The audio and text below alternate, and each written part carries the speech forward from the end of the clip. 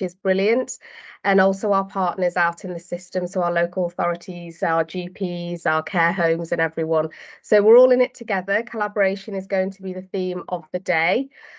So what I'm going to do is take you through some slides initially, and then we're hopefully going to spend most of our time having a conversation today rather than listening to me speak. But of course, I've got to go through the housekeeping bit again, and I've mentioned at the start, but for those that are just joining, if you could put your speakers on mute unless we're speaking. In terms of hands up, we're always open for questions, comments. If we can let speakers say their piece first, and then we'll pause for comments and questions at the end, that'd be great. And in terms of technical problems, let us know in the chat if there is anything. We have had some colleagues having to join by phone, and inevitably there'll be problems today, but we have got our colleagues from North Staffs Combined and the CSU and our team all poised to try and make sure it's smooth, so hopefully it will be okay. We would really encourage people to input. It's a massive, the whole point of today is for us to come out with some collective aims, ambitions, objectives, our absolute must-dos as a community, as a workforce and clinical colleague community. So please don't hesitate and please get involved and take part as much as you can. So in terms of the purpose of today, I will be talking to you a bit about our current workforce position, the context that we're working in within our county, very diverse really in terms of the two different parts of the county that we live in. We do want to talk about our achievements. I don't think that we as a collective group do talk enough about how well we have done and the things that we have achieved. I think we do focus, and we can't help it because we're always looking for the next solution. We do focus on our problem areas, and I think we need to really think about actually what we have done. We're going to hear from our senior leaders in a panel conversation and some keynote speakers as well, which I'm really personally very excited about. We need to think together about our greatest challenges. We need to think about the solutions, and we need to share and learn and make connections with our system colleagues. What we will be asking you to do is to make some pledges towards the end of the day about how actually you'll be taking this forward. So the things that we've discussed and agreed today, what are you actually going to do in your practice with your teams to make this real for us? Because yes, it's a great thing that we can have these conversations together, but we need to take this forward and we need to actually make some changes, and that will come from our working groups, and it will come from the workshops and our collaborative conversations today. So next slide please, John. In terms of the agenda then, so I'm going to say some words in collaboration with my colleagues, Anne-Marie Riley, who's the Chief Nurse from UH&M, and Jane Hare, who's the Chief People Officer from UH&M as well. And as I've mentioned, I'll be talking to you a little bit about the context that we're working in. Then we will be having the panel discussion with our senior leaders across the system. So very exciting to be able to ask questions and actually hear from them in terms of the lens that they sit in and how they see the world. Actually, what are their real challenges and some of the ideas that they might have for solutions for that. We'll have a break. Then we'll have the breakout sessions, and I think that in terms of that, the team will be running that, ensuring that I think that most of you have signed up before, but if you haven't signed up, we've allocated you to a breakout. We've got a number of breakout rooms around attraction, flexible working, our culture, and how we are really going to secure our trainee pipeline, so the clinical aspects of that. At 11:45, we'll have our keynote speaker. And that's Neil Eastwood. So he's the Chief Exec of Care Friends, and I'm really excited, I'm sure you all are, to hear from him and his perspective. We'll have a break at lunchtime, and that break is a significant break. It's a long break for you to have lunch, but also to catch up and do whatever you need to do from a work perspective. And then in the afternoon, we'll start again with Dr. Kerry Jones, who'll be talking to us about Mind the Gap, which is the flexible working conundrum that we're all faced with at the moment. And hopefully you'll get some really positive insights from her about how actually we can address this problem, we can change it.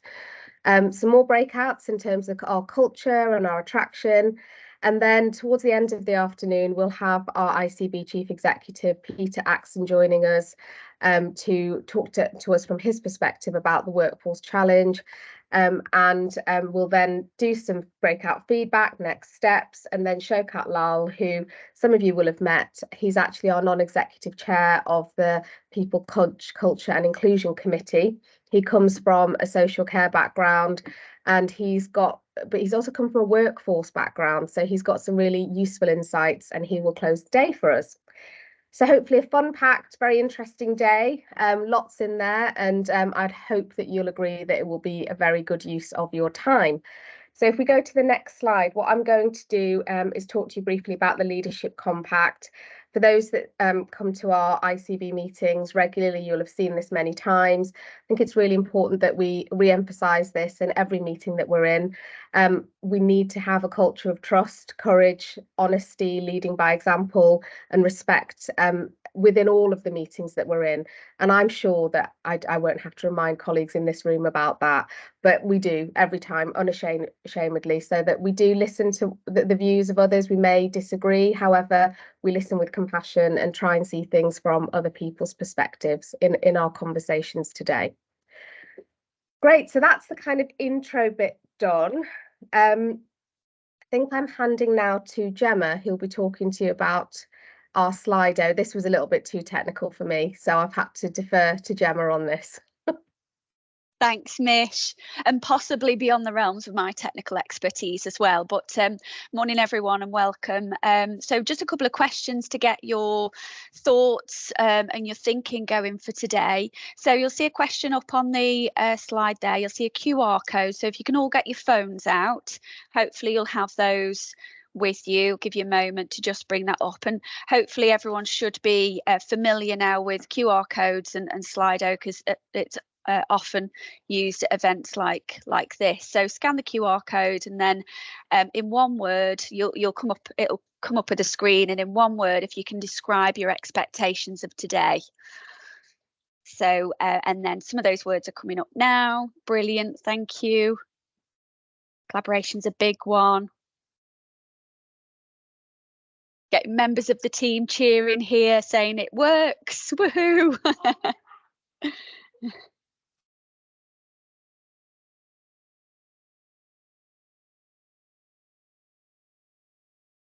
Okay, so a bit of a word cloud there. Collaboration's the key one, which is fantastic, and that's what we're hoping we get out of today. More collaboration, informative solutions, energized examples of good practice, high expectations of today. Goodness, so no pressure for attendees and speakers. Recruit to post, cross boundaries, I think is a really good one. Thought-provoking, engaging, networking, and unfortunately, as Mish said, we weren't able to join together physically, but hopefully we'll still create a good opportunity to network today. Partnerships, working together, curious, reflective, passion, and we do want that throughout the day. So, you know, appreciate it's a Monday morning. And by the end of the day, we might be all a bit tired, but yeah, lots of energy and motivation today. Okay, fantastic. I'm gonna take us to the next one. Yeah, thanks, John. So we'll capture these, and just to mention as well, we've got Chloe Breeze and a colleague that's joining her today, and they're both going to be illustrating for us today. So we're going to be having, as well as these word clouds, capturing those. Chloe and her colleague are going to be capturing the day for us in the form of live illustration, which we're going to be showing you throughout the day. So next question, what do you think is our biggest workforce challenge in one word? And that's people have put a couple of words in there, but I think attracting is one, retention, finance, recruitment, flexible working. We've got a breakout on flexible working, which is great today. Money, risk aversion, I think, is a really good point. So, you know, something that we've been discussing is, you know, in collaboration and in working on some of these projects that we work on collectively, there's risks that we all take. So I think that's a really good point. Intelligence, sharing, brilliant. Workforce supply, I think is a big theme there. recruitment and attraction. And again, we've got an attraction breakout later on today, which is fantastic. Employer brand, I think, is a really good point, because given the challenges that we're experiencing in health and care at the moment, is it an attractive offer, proposition to people, an employer brand at the moment? Okay, valuing our workforce is another one. Pressure, pace. We've got a workshop around compassionate culture and leadership later, so I think that's going to be really important for people to contribute to that. Okay, fantastic. So we can see lots of challenges there, but hopefully we're going to get some of the solutions today, and then we'll work together continuously to try and keep finding those solutions. Okay, John, next one, thank you. And then a final question for this morning. How well do you think we already collaborate as a system on workforce issues? And if you can score between 1 and 5, 1 being low, 5 being high. Ooh, this is quite interesting now, because we're going to see this go up and down. Okay, 2, so fairly low at the moment. And I think it'd be interesting actually to, if we can ask this question towards the end of the day as well. And if you want to put some comments about how that collaboration feels at the moment, I think that would be helpful for us all. Give it another minute.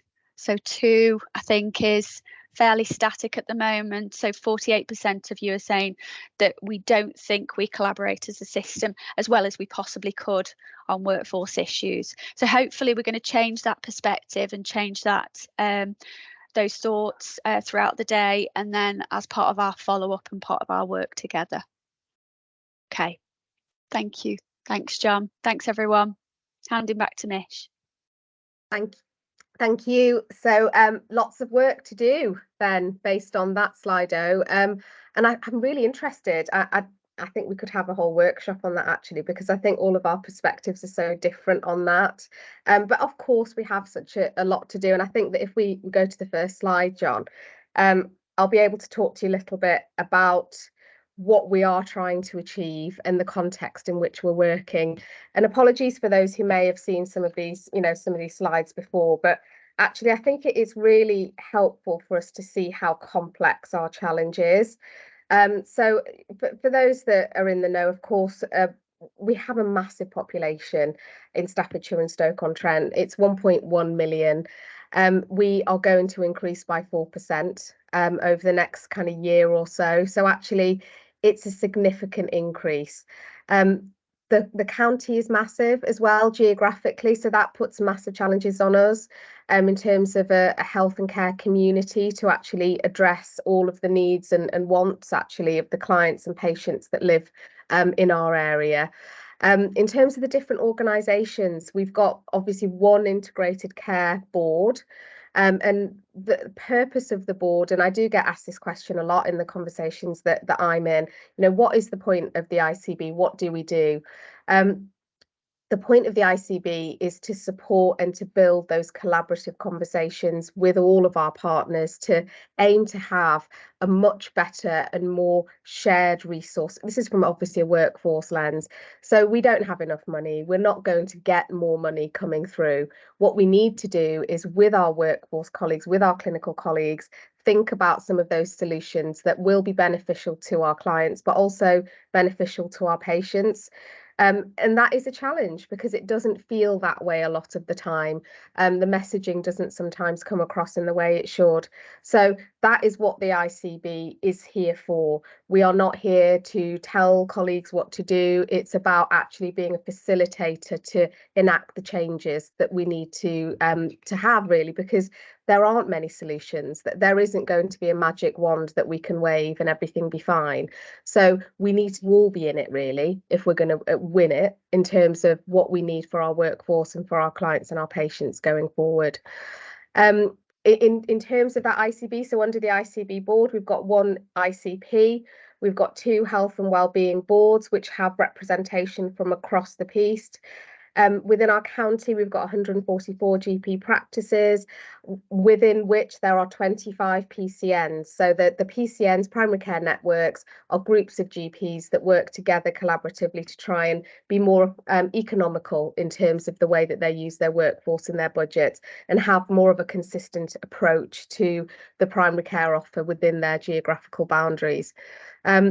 We've obviously got the 111 service out of hours, and we've got the two major acute trusts, UH&M being the one that we work most closely with. However, our partners at UHDB are just as important in terms of the workforce challenge and supply in the south of the county. We've got one community trust, so MPUFT now. Congratulations to MPFT on the university status. Two mental health trusts, and North Staffs combined, and MPUFT is a mental health provider. We have support from WOMAS, which is the ambulance trust. And we work with, of course, a number of different social care organisations. So we have the two local authorities in terms of the higher tier, the upper tier, so Staffordshire and Stoke-on-Trent. Within that, of course, there's the 8 district and borough councils. We've got 2 voluntary sector networks, 4 hospices, 7 neighbouring major hospitals, 331 care homes, and also 559 CQC registered bodies, and 1,050 individual employers who hire personal assistants to support them, and an unknown number of carers out there who actually support their loved ones in their own homes. So actually, the resource that we have is significant. But I think from the slide we've just seen, it's fair to say that we aren't all necessarily working together and working in the right way going forward to be the best and the most efficient that we can be. So the whole point of the ICB is for us to tackle inequalities, for us to ensure that we have value for money, but also we've got a really, really important duty to improve our social and economic development of the community. So it's not just about actually having workforce supply, it's actually about us having a duty to improve the lives of our citizens by offering them different roles, different opportunities, so that they live well. So I think we've got a broad responsibility as a collective. If we move to the next slide, John, please.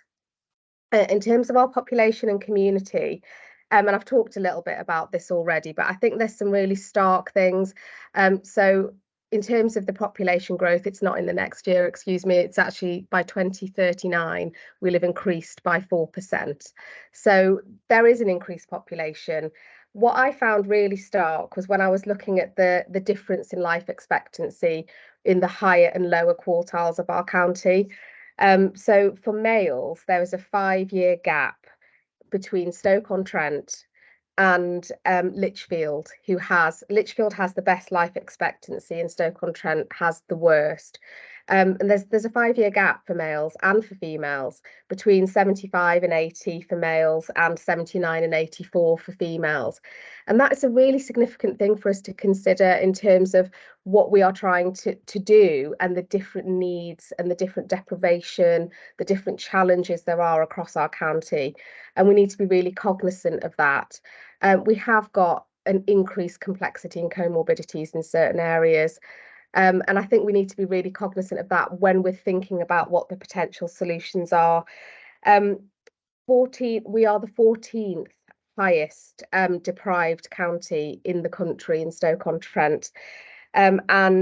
We do have to think about the fact that more than half of us have got 2 or more long-term conditions. And that is, again, something that, I was surprised when I realised that, but actually half of us in our population have got 2 or more. So it's a massive challenge for us. It's not going to go away. Prevention is a huge agenda that we need to address, but actually this problem we have isn't going to go away right now. So what can we do both at the start and in the middle and then towards the end to make the lives of our citizens better collectively? So if we go to the next slide. So yeah, this talks about this, and it's something that's been pulled together by the ELF portfolio. So it's kind of linked to all of the life pathway. So how you start well, grow well, live well, age well, and end well. So this is the work of our portfolios to try and collectively consider how we support people, and they've got some really important aims there that are specific to each phase of people's lives. So reducing infant mortality at the start, making sure that all children achieve good development during early life and are ready for school. Then as people get older, ensuring that their mental health, and you'll have seen lots of stuff in the news about this, about young people's mental health challenges, and we've got a real responsibility to support them in that, ensure we have workforce that are skilled to do it. And then improve their educational attainment and aspirations. And this is what I was talking about, the broader social and economic development. So what can we do from a workforce perspective to reach out into schools to support them to understand from a prevention perspective how to live well, but also to offer them those opportunities. And yes, it benefits us too, because we will need this workforce going forward. And then moving into living well, how we can ensure that they have employment, housing, and try and reduce those comorbidities that I was just talking about in terms of the life choices that they're making. As people are then aging, ensuring that they remain active and that they understand the consequences of not doing so, and trying to reduce those admissions and those early kind of preventable diseases that we do still see a lot of in our county. And then as we kind of move to the end phase of our lives, that people have the dignity to end well, that they can make the choices that they want to make in terms of how they end their lives and what happens to them, rather than, for example, being rushed to hospital. And we're having some really important conversations about that at a portfolio level as well. So if we go to the next slide, John. In terms of then our context, so what are we doing as a workforce community in our context in all of this? So of course, the patient, the client, that's in the middle, the population, the outcome and experience is absolutely the main thing. That's why we all come to work in the morning. That's why we're all here. The things that obviously are part of the context that we're working in is, and I'm going to go to it first, finance. We have got a significant financial deficit as a system from an NHS perspective, and this is where I do have to focus on the NHS bit. Apologies for that, but we are struggling at the moment financially. We have got a lot of pressure from our regulator colleagues to have grip and control and to be aware of all the decisions that we're making and ensure that we are as efficient as possible. Our financial envelope isn't getting any bigger, and I think we all know that, and it'll be the same within all of the local authorities as well. From a workforce perspective, we have significant vacancies. We're tired. I think all of our workforce colleagues are tired. We've been through a lot and we're still giving more. So we need to think about our well-being and ensuring that people have the employment value proposition that they want within their work. People make their choices, and we need to make sure that the choice that they're making with us is the right one. And that links to the retention. Industrial action I mentioned right at the start. It's a huge thing for us. We're supporting our colleagues to make the choices that they want to from an industrial action perspective, but it does have a massive impact on our service provision, and also it will of course have an impact on our other colleagues as well, and an inevitable impact on our financial envelope. So all of that is the context from a workforce perspective that we're working on. And then activity, we have got a massive backlog. So we are trying to recover from the COVID elective backlog that we have. And we are doing that in the context of all this other stuff. We're going into winter, we've got a COVID surge, as I mentioned, and we need to make sure that people do have, therefore, the right care in the right setting, but we have to collaborate to do that and communicate with each other and trust each other, so that our patients get what they need where they need it, and we feel assured that that's what they're getting. So if we go to the next slide, please, John. I'll just describe here our collaborative approach. So I've mentioned the portfolios, there are 7 of them, and they're self-explanatory on there in terms of the kind of clinical areas that they cover. We do have clinical representation, operational manager representation, workforce on all of those. So we work together as a system to try and come up with what we feel to be the strategic changes that we can make, the fundamental changes that will improve both patient outcome, our financial position, but also the way in which we work together. Underneath all of those, we have our people work streams, and these are led by, and you can see at the bottom there, the chief people officers from the NHS organisations for now. However, we of course do have our representation from our social care colleagues on all of our working groups as well. And this is where it's not just about myself and our team, my kind of close-knit team delivering this work. Absolutely not. This is about all of us collaborating. So Alex is leading on the workforce supply and workforce transformation. Jane Hare is leading on employee experience and well-being. We have Peter, Peter Axon is taking the lead on the cultural piece for us, because it is going to be about culture for us to make any change, and that lever to do things the way we need to. And Paul Draycott is leading on the talent, leadership, inequality and diversity, and the system OD piece. So actually we are doing this together from a senior leadership perspective, but how do we translate that down into the reality, into making it real for all of us? So if we go to the next slide. Just in terms of our achievements there, you know, this is the achievements that we made kind of last year, and I will talk to you a little bit about what we've done in year as well. I don't want to read all of those out, and I think colleagues will have seen this in the annual report, but I want to give the shout out to us all. These aren't achievements that my team have made. These are achievements that we have done as a system. So the outreach work, the work into the communities, the journey to work piece, where we're actually going out there, speaking to the young people in schools, speaking to those that want a career change, going into the job centres and having those conversations and pulling people in, offering them training, changing how we do things so that they can actually take our roles. That's work that we're all doing. The widening participation work that we're doing regarding apprenticeships, excuse me, the system work that we're doing on that, we're all offering placements, we're all doing what we need to do, and it is hard. We're finding vacancies to offer those colleagues a different opportunity. So this is a very significant achievement for us, just in terms of those baby steps into changing the way we do things long term. We do respond to demand. So our people hub, you know, it's a significant pillar really in our surge response now. We have people working really flexibly on the people hub, reserves, we have volunteers that go and sit at UH&M, we have nurses that support in times of surge. So these things, you know, you can see the numbers there, they're really significant. And what we're able to do now is to use our data in a much more effective way to diagnose where some of those solutions might be. So there have been massive steps just in the last year to try and improve some of that. And you can see the numbers on there, and I'm not going to go through all of it. But if we go to the next slide, please, John. In terms of then the current position, and this isn't just NHS, because some of you will have seen a slide very similar to this before, that is just NHS, but our current position in terms of our workforce is that from an NHS perspective, we have 23,000. In terms of the overall kind of care workforce, we have about 20,000 as well. And then we've got our primary care workforce, and you can see there's about 3,000 there.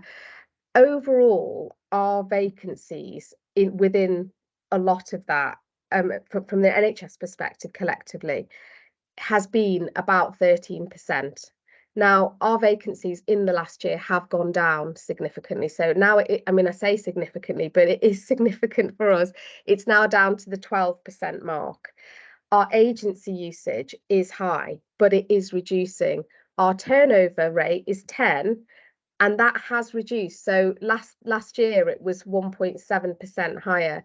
Our sickness is 5.2. Now last year it was nearly 1% higher than that. So in all of the metrics that really kind of, I suppose, we measure ourselves against in terms of the impact of some of the initiatives that we'll have, both from a trust perspective and also as a collective perspective, we have improved, but clearly it's not enough.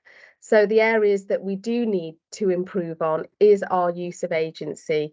We are using more bank, which is great, but we need to reduce our reliance on agency workers because of the spend associated with that, and also the experience of the patient and the experience of the wider workforce there, because agency staff coming in, you know, we've had feedback, and this is where the flexible working conversation that we'll have will come in, but we've had feedback from the substantive members of staff that they struggle in terms of that continuity, that handover when there's significant numbers of agency staff on wards. So how do we reduce that? How do we as well reduce our vacancy rates?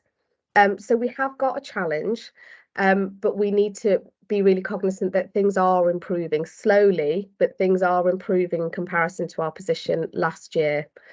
If we go then to the next slide, what we've tried to do, and you'll hear this in a minute, but what we tried to do is to consider what our workforce plan position is for the next 5 years. So you'll all be aware the NHS, and I'll come on to the social care piece in a minute, the NHS have released the National Workforce Plan. There are some very specific targets in there from the national perspective in terms of reduction in vacancies and increase in clinical training places. The focus is about training more, retaining more, and then reform. So what we've tried to do within Staffordshire and Stoke-on-Trent is to consider what actually that means for us. So it isn't just about the national piece. What does it mean for us? How many more staff do we need if we continue doing everything the way that we're doing things? And that is a significant point. We may not need to continue doing everything the way we're doing it. But how many more staff do we need in these different staff groups? So we've met with our clinical colleagues, we've met with our Health Education England colleagues who are on the call today. We've looked at our age profile, we've looked at our leaving profile, we've obviously looked at the national figures, and we've drilled it all down, and we've come up with some figures here, which I want colleagues to be able to discuss and debate as we go, which actually, in summary, we need 1,500 more nurses in the next 5 years. We need 250 more doctors, 180 more AHPs, 240 more nursing associates, 1,200 more healthcare assistants and support to clinical, 50 more healthcare scientists, and 25 more pharmacists. So those are some really stark numbers there. So what we're saying is if everything continues the same that it has, we are going to have this gap in 5 short years. Bearing in mind the training lag that we have, bearing in mind the cost of training these registered colleagues, how are we going and where are we going to get these staff from? Are we going to be able to attract them into the clinical training places where we've got time? Is that the right way? Do we need to skill mix more? Do we need to think differently about the way we do things? Because we do have a significantly, just from an age perspective, aging population of our workforce. 80% of our care home nurses are over 50, 80%. Nearly 40% of our NHS nurses are over 50. So we are struggling now to keep our ship floating in terms of that stability. And the future, we need to make the changes now in order to assure ourselves that we'll have the future going forward. So if we go to the next slide, from a social care perspective, you know, I do have a view about, you know, the NHS work long-term plan. It makes an assumption that the social care workforce will remain static. However, we wouldn't necessarily agree with that. The turnover for us in social care is really significant. It's a third. We've got a really significant number of vacancies as well. You can see there on the graph. The summary is that we're actually thinking that we'll be needing an increase of about a third again. So by 2035, we'll need about a third more social care staff. And the social care landscape is really difficult in terms of trying to have a consistent approach to the way that we offer our workforce a kind of value proposition.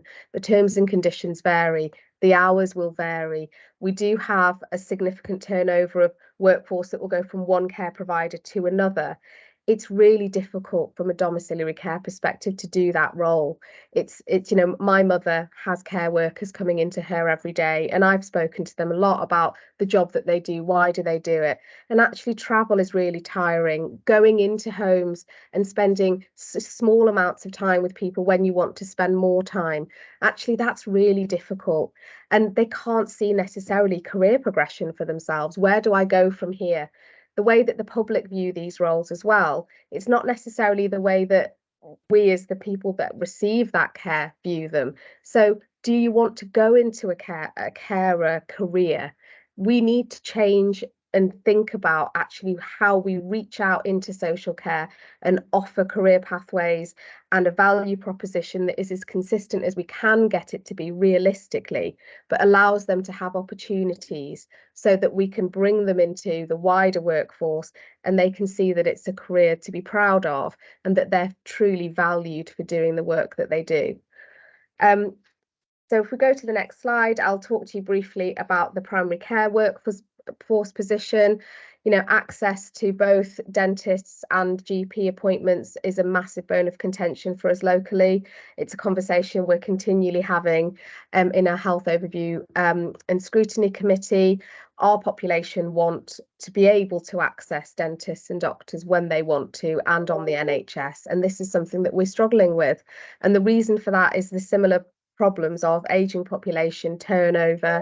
You can see here that we have a significant, well, 14%, 14.7% of our GP workforce is over 50. We've got gaps in all of the GP skill mix as well. So for the GPNs, we have got a GPN nurse foundation school, which is amazing within our county, but we need to do more. We've got a real gap as well in our additional roles and responsibilities. So what that means is that there are a number of roles, for example, physiotherapists, mental health practitioners, care coordinators, that the government and ourselves have deemed to be a really useful skill mix in primary care. And we are one of the lowest users of the funding for that within our county. So why is that? So what can we do from a cultural perspective to try and increase the number of physicians associates, for example, that work and live in our county? Why would people want to come here? It's the same for dentists as well. We do struggle to recruit. So what can we do, thinking about our educational offer, our placement offer, to try and keep those colleagues that train here to actually live here or to move here when they haven't trained here? It's a major issue for us. Okay, so if we go to the next slide, these are our achievements kind of in the last year. And you can see there's loads on there. So we haven't, you know, we're all about the achievements today as well as the challenges. We have managed to get one occupational health contract for the NHS trusts. And for those that don't work in our field directly, we may not see how important that is, but that's a major collaboration for us. We're trying to show that we don't need to spend and do things differently as organisations. We're trying to move forward to have more collaboration for the people services, and that work at scale we're actually doing more and more on as the year goes on.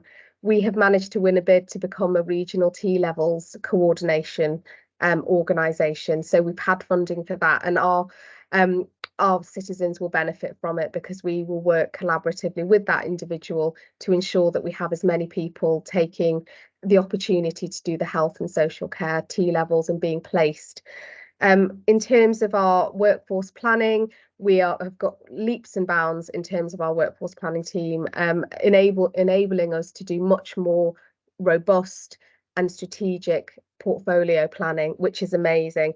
And our people digital plan, because that's another huge area where we can achieve efficiencies. And we've actually written that plan and we're delivering it now. Some of the other stuff I've talked about already, so I won't kind of repeat, but I guess the piece that we are really proud of and is a real gap for us is that education, training and development strategy. So that's being led by Anne-Marie, our Chief Nursing Officer for UH&M. And I think that's a real achievement this year. So we're pulling together as clinical colleagues to actually think about what we need collectively. And it's being led by clinicians. And I think that really will turn the dial in terms of what we need and want to do, and actually where we're going to focus our energy so we can do. We won't be able to do everything. So what actually do we need to really focus on in order to make a significant change? And then I think it's my last slide, so you'll be very pleased to hear that. What we've done is we've taken the long-term workforce plan, which is 150 pages long, We've dialed it down, so we've summarised it onto one slide. But what we've now done is looked at what our focus, our priorities, we think from a workforce community need to be. And we need to hear from you about whether you think these are the right ones as the day goes on. So from a training perspective, we need to really focus on medical and dental education. We need to focus on reducing our reliance on international nurses, although of course they add massive value for us. We need to think about how we can support our local communities to actually take our roles. We need to increase our newly qualified posts, our new to care. We need to skill mix a lot more in terms of that outreach. So what can we do to encourage those from seldom heard communities to take our roles, and how can we create career pathways for them? We need to improve our clinical placement capacity. It's a massive, massive priority for us as far as we're concerned. And I hope that as the day goes on, you will be able to feed into that and to agree with that. And we've got some ideas about how we can do that collectively.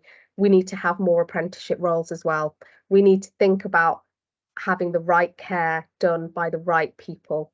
And actually, this doesn't necessarily mean it always has to be a registered individual. Let's free up those people and let's actually use the apprentices to be able to do the right care for them whilst learning, and actually then have a career pathway. Retention's a massive issue for us, and our health and wellbeing offers, I think, are really significant within our county, and better actually than some of the other areas. We have really committed to our health and wellbeing psychological hub, and we all have access to that. We need to think about, though, our value proposition, and I've mentioned it numerous times already. Why would people want to work for us? How can we change the way that we think in order to keep people doing their jobs? How do we support them to be flexible enough to manage their own lives at the same time as working with us? People, young people now as well, and depending on, and you will hear this around Mind the Gap, people have different demands on their lives and different views based on age and where they live and what they want. How can we be flexible with that, so that again we don't lose people because we've said no to something that actually we could have thought differently and actually we could have supported it? How can we support managers to be able to do that, because it is so difficult along with everything else?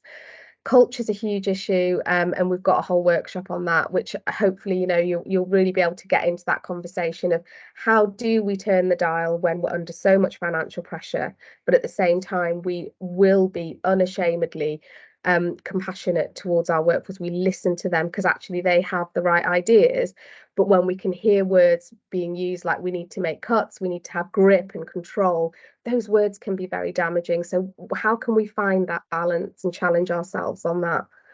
Reform, of course, and Anne-Marie's going to talk about this, and I've talked about it a lot in terms of reductions in agency, increasing our flexible workforce, increasing the use of digital, upskilling our workforce, engaging with our education bodies to try and change the way that we work. So how can we challenge our traditional view on how we do things to be different but together, so that we get the best outcomes for our workforce and for our patients while still ensuring the highest possible quality?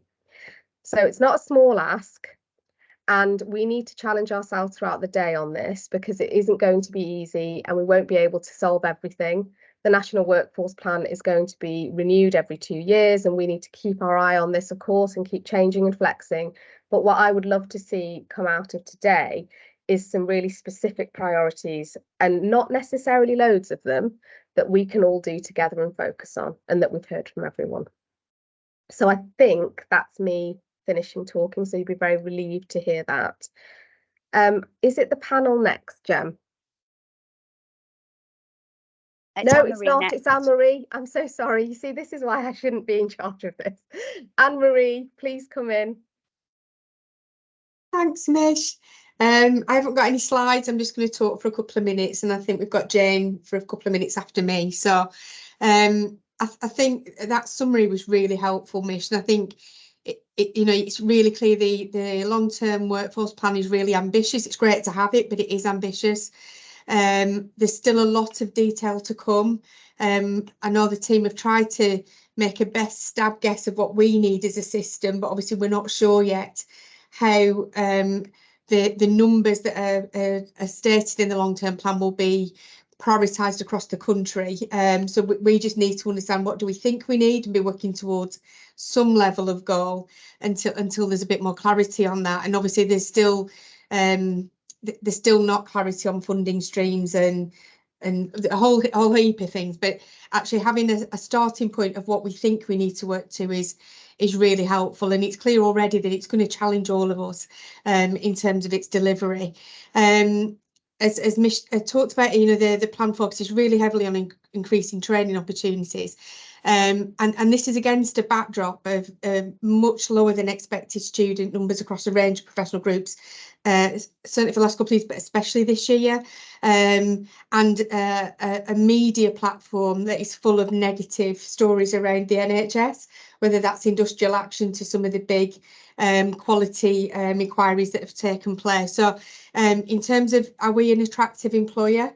I think there's a lot more we need to do to make sure that we're seen to be an attractive employer.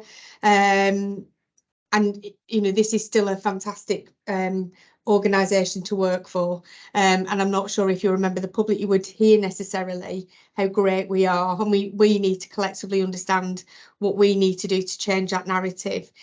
You'll all be aware in terms of nationally there are current workforce challenges across almost every professional group, but the NHS is not alone in this. Globally, there's a predicted shortage of about 18 million healthcare workers by about 2030. So whilst our long-term plan talks about reducing the number of international recruits, actually internationally there'll be a and you'll have seen, if you've been in the NHS long enough, you've seen campaigns from places like Australia, New Zealand, America, where they're seeking our nurses. So what will make somebody choose to stay here rather than go for one of those incredibly attractive packages that sometimes we cannot match? So we've got to be able to offer something that's equally as good as that, so people want to stay here instead. Obviously, the challenges in terms of the numbers will, as Mish said, talked about in terms of being able to support placement capacity. And we already know that trying to increase capacity a little bit each year can be challenging, and that's not through choice, but with a challenged workforce, people struggle to make sure that we are providing a supportive learning environment for trainees, and they're worried about they're stretching that too far and that affecting that. But obviously, the plan shows that we're going to increase the workforce by about 2.6 to 2.9% each year, and that will come with a lot of capacity required in terms of supporting trainees. So we're going to have to think differently to understand how do we offer those placement capacities, because without them we won't achieve the targets we need to meet. It also talks about, we're going to also have to think about how we're creative in terms of the not only the volume, but how we are able to supply the capacity across the whole of our system. We're very rigid in terms of how we do it usually, and we don't have to be. I think we've got opportunity to think very differently in terms of how we provide that capacity and the resources required to deliver it, but still maintain a positive training environment. And I think we also need to think how it's a bit related to how are we an attractive employer? How do we have that? How are we able to offer a positive story around work-life balance, clear ongoing development opportunities and attractive career pathways? Because if we can't demonstrate those, why would somebody choose to train with us? And we're not always very good, I don't think, at being able to demonstrate how well we do that across the NHS, but how well we do that across our system.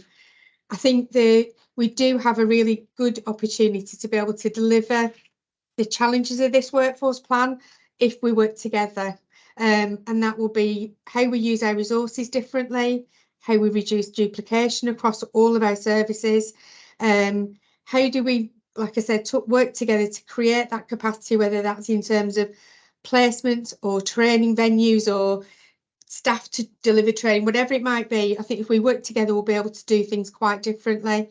And the other thing, as I said before, we need to be able to understand how do we collectively promote the brilliant system, because if we can do that, we will attract people who want to come and work here.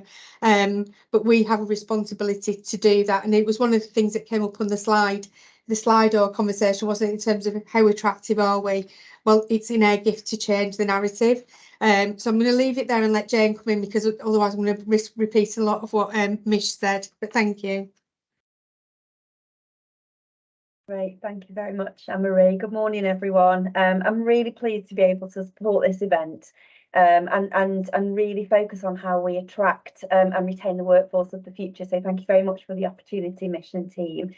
I just wanted to say a few words about our collective role in collaboration, and we've talked well, we've heard Mish and Anne-Marie talk a lot about that this morning, and I really wanted to just pull out a few of the challenges, but some of the opportunities that do exist for us.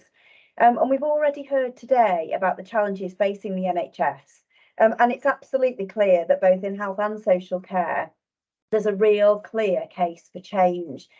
We know from both system working and also here at UH&M, we've got some real challenges in meeting the changing health needs of our population, not least of all a significant recovery of waiting lists to ensure that we can clear those 104-week waiting lists, the 78-week waiting lists, and really down to below 52-week waiting lists.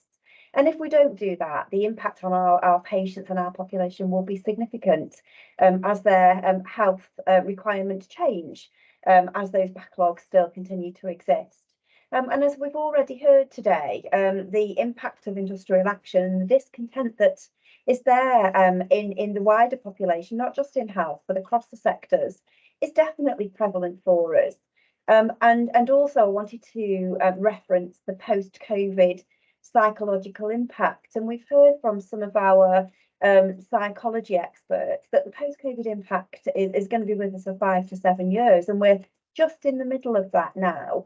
So if we think about the challenges that we've got in delivering the changing needs of the population and as I've already talked about, recovering those waiting lists at a time when, Mish has already talked about, we've got a workforce that is still, tired and is feeling the impact of COVID. So how do we create really great workplaces that meet those challenges, but also create really high satisfaction in terms of the way that we deliver the world of work?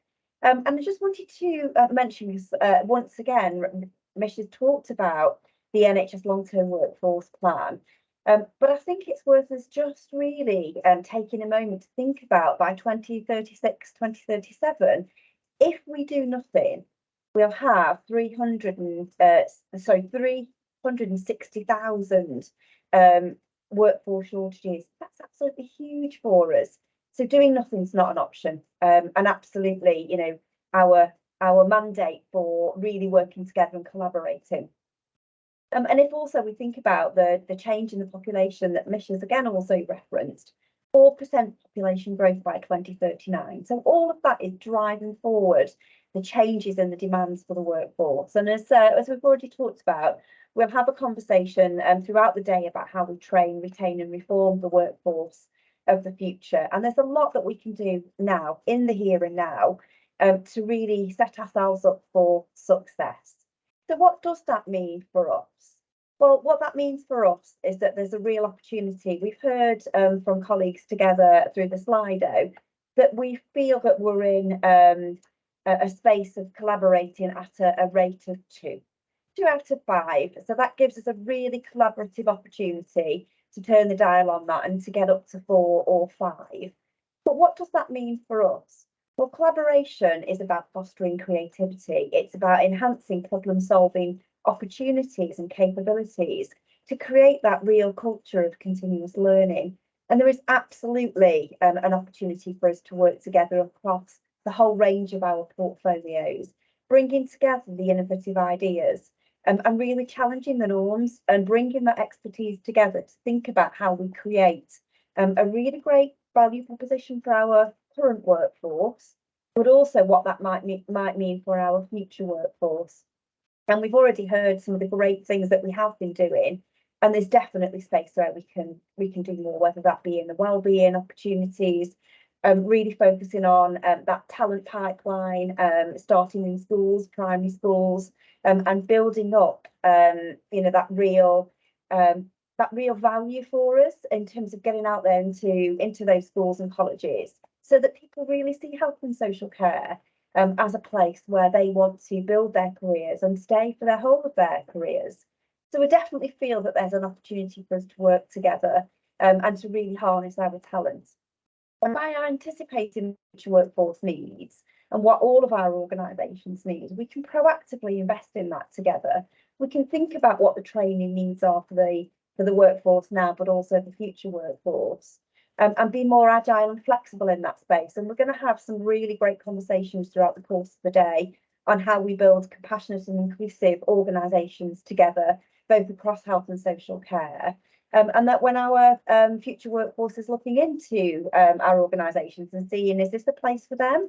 They can absolutely say, yes, it's a place for advancement, it's a place for opportunity, it's a place to be yourself, and it's a place to meet your needs, whether they be flexible working, whether they be career advancement, or something completely different. So I'm really keen for us to spend the day today coming out with some really great ideas around how we can really make all of our organisations great places to work, and we can be the best we can be for everyone, and really develop innovation, resilience and thriving workplaces. So thanks for the opportunity, Mish, to say a few words today, and really look forward through the breakout sessions in developing those ideas further. Thank you. Thank you, Jane and Anne-Marie, for those really useful insights. So without further ado, I'm going to invite the panel members to keep their cameras on, but to ask that everyone else turns their camera off so that we can see our panel members on the screen, please. What I'm going to be asking colleagues to do is to spend 3 minutes from each of their kind of perspectives, talking about the workforce challenges and also the opportunities that we have. Gemma is going to keep time, and she's going to put her hand up when there's 30 seconds left to go for colleagues, if that's okay. If that's all right, we'll crack on. So I'm going to ask Alex, who's the CPO for MPUFT, to go first, please. Thank you, Alex. Morning. Thanks, Mish, and hello, everybody. Great to be here. And I think I've got a buzzer or a hand that's going to come up, haven't I? So 3 minutes starts now. So off I go. So thanks, Mish. And I don't want to repeat a lot of what's been said, because I think we've had a really good outline of I guess our world at the moment, and it's fair to say unprecedented, increasing demand, growing need, and obviously we're in the middle of a workforce crisis, which I think everybody's outlined today.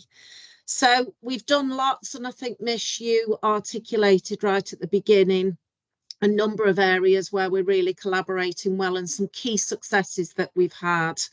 But I think the workforce plan that's been outlined, whilst it's great, we've got aspirations and we've mapped our numbers so we know what it sort of looks like. Of course, the devil's in the detail, and the planning is key as we go. And we need to think about how we're going to fund some of this as we go forward, because we know that finance is a key challenge. So leadership is key. And I think the Slido at the beginning that talked about how much we collaborate, we're not there in the way that we need to be yet, are we, in terms of meeting that demand? And of course, the areas that I lead around supply, planning, retention are the key things that we said that we really need to go further, faster on, and have sustained commitment to. So I think we've got some good successes, and people are talking in the chat about the things that are already being achieved. So things like our apprenticeship programmes, T-levels, student placements, and bringing those numbers of people through, but also doing things very differently and achieving lots through doing differently and doing things together. And of course, we've talked quite a lot about, whilst we've got an NHS workforce plan, we cannot do this without social care, and that sister workforce plan really that sits alongside this is urgently needed, that we bring the two together. So we can't let it drift. I think planning, we know, is key and is here to stay. And it's not just about increasing numbers, is it? It's also about keeping the people that we've got. So we've taught lots, but the world around us drives us to a different place in terms of our culture, and obviously some of the challenges that we face from a cultural perspective in a world where things are difficult, tight, and we equally need to keep an eye on that. So I'm not going to steal Paul's thunder because I know he's going to come in and talk a little bit about that. So for me, what are the areas that we can focus on from a supplier retention perspective that take us further, faster, and mean that we're doing things together once as a partnership community? So I will leave it there. Seeing Gemma's hand come up, and I'm not sure who's going next, Mish, but back to you. Thank you. Thanks, Alex. You did much better than I did in terms of keeping to time, so well done. May I ask Rachel McEwen, please, to come in now? Thanks, Mish. Morning, everybody. Do you just want me to start? Yes, please. And sorry, I haven't introduced you. If you just want to I do don't mind that, doing thank it. you. Yeah. So good morning, Thanks. everybody. My name is Rachel McEwen. I'm Director of HPs at Midlands Partnership Trust, and I'm also Chair of the HP ICS Council. I'm also a physiotherapist, one of the 14 distinct professions represented by our group, which you can kind of see on my background there. So in Staff Stoke-on-Trent, we've got around 4,000 HPs working within our providers. And if you add to that HPs working in the private, voluntary and independent sector, in primary care and in education, it's a significant workforce for us. And I think, as we've spoken about, similar to all professions, HPs have really experienced challenges post-COVID lockdown. We've had demand outstripping our capacity, insufficient workforce supplies, we've discussed retention challenges, and a really tired and burnt out workforce. So this has led to a vacancy rate of 14.6% in HPs in our system, which is significantly higher than the average. And some of the real problem areas for us, we've got OT at 20%, radiography, both professions groups in there at 21%, and dietetics at 17%. We've also got national shortages of podiatrists and paramedics. And then if we add to, which is a fabulous opportunity for us, the ambition in the long-term workforce plan to make sure that every GP practice has access to an MSK first contact practitioner. And also, if we look at radiography there, the enhanced practice radiography to support cancer diagnosis and treatment, great opportunities, but increasing significant demand on us. In our system as well, particularly in our community mental health services, we've have been challenged by the erosion of our Band 5 posts. This is absolutely crucial for us as we increase our student placements, that we've got jobs for them. These are our next generation. One of the ways that we've looked at this is working within our council and faculty. So this is our strategic and operational group where we've come together to work together for the benefit of our workforce, our future workforce, and of course the people who use our services. And within these groups, we've found that many of the challenges we face, will actually drive our opportunities for the future. We've heard about the necessities to increase our workforce and our domestic supply, particularly around apprenticeships. We've already started to increase our student placements by 46%. So there's lots to do, but we've already done so much within that. One of the examples that we're focusing on this autumn is to continue our relationship with our private, independent and voluntary sector to look at increasing student placements in this area. So finally, lots more to do, but we've come so far. So thank you to all our wonderful system HPs, and I'm really looking forward to representing you on this wonderful day today. Thanks, everyone. Thanks so much, Rachel. So now I'm going to invite Dr. Richard Harling to speak next. If you're happy to introduce yourself as well, please, Richard, that would be great. Thanks, Mish. So Richard Harling, I'm Director of Health and Care for the County Council. So we've mentioned social care in passing. Just a quick recap, there are about 21,000 staff in the independent sector, about 10% vacancies, about 1/3 turnover annually. And if the operating model remains the same, we're going to need about 7,000 more staff over the next 10 years. So our strategic challenge is that the rising number of elderly and frail people is likely to drive increasing demand, but the number of people of working age is probably going to remain the same, if not fall a little bit. So we're going to be trying to recruit more people from a dwindling pool. And even with all best efforts, we have to ask whether that's possible. So we set out a social care workforce strategy, which has two main strands. The first one is to recruit as many staff as we can, both to fill vacancies, but also to replace those people who will be continually lost. And there is work streams in there around making sure we have good data and intelligence, sharing resources and best practice on recruitment and retention, trying to increase the recognition and reward for people working in that sector, reaching into schools and apprenticeships to improve the journey to work. We're also thinking about how we reduce the dependency on people to try and minimise the number of additional posts we need. So there's work streams around trying to make sure that staff are properly skilled and motivated, to make sure they're digitally literate so they can take advantage of innovations in technology, to try and make sure that they have a skill set that can work in the middle of the 21st century, and so they're taking advantage of all the opportunities to try and look after people in new and different ways. Our strategy is set out in what's called the Adult Social Care Workforce Strategy that was released earlier this year, and thanks to those of you who contributed to that. And we're cracking on with delivery at the moment, obviously working closely with our NHS partners. Thank you. Thank you very much. So now I'll bring in Denise Baker, please, from Derby University.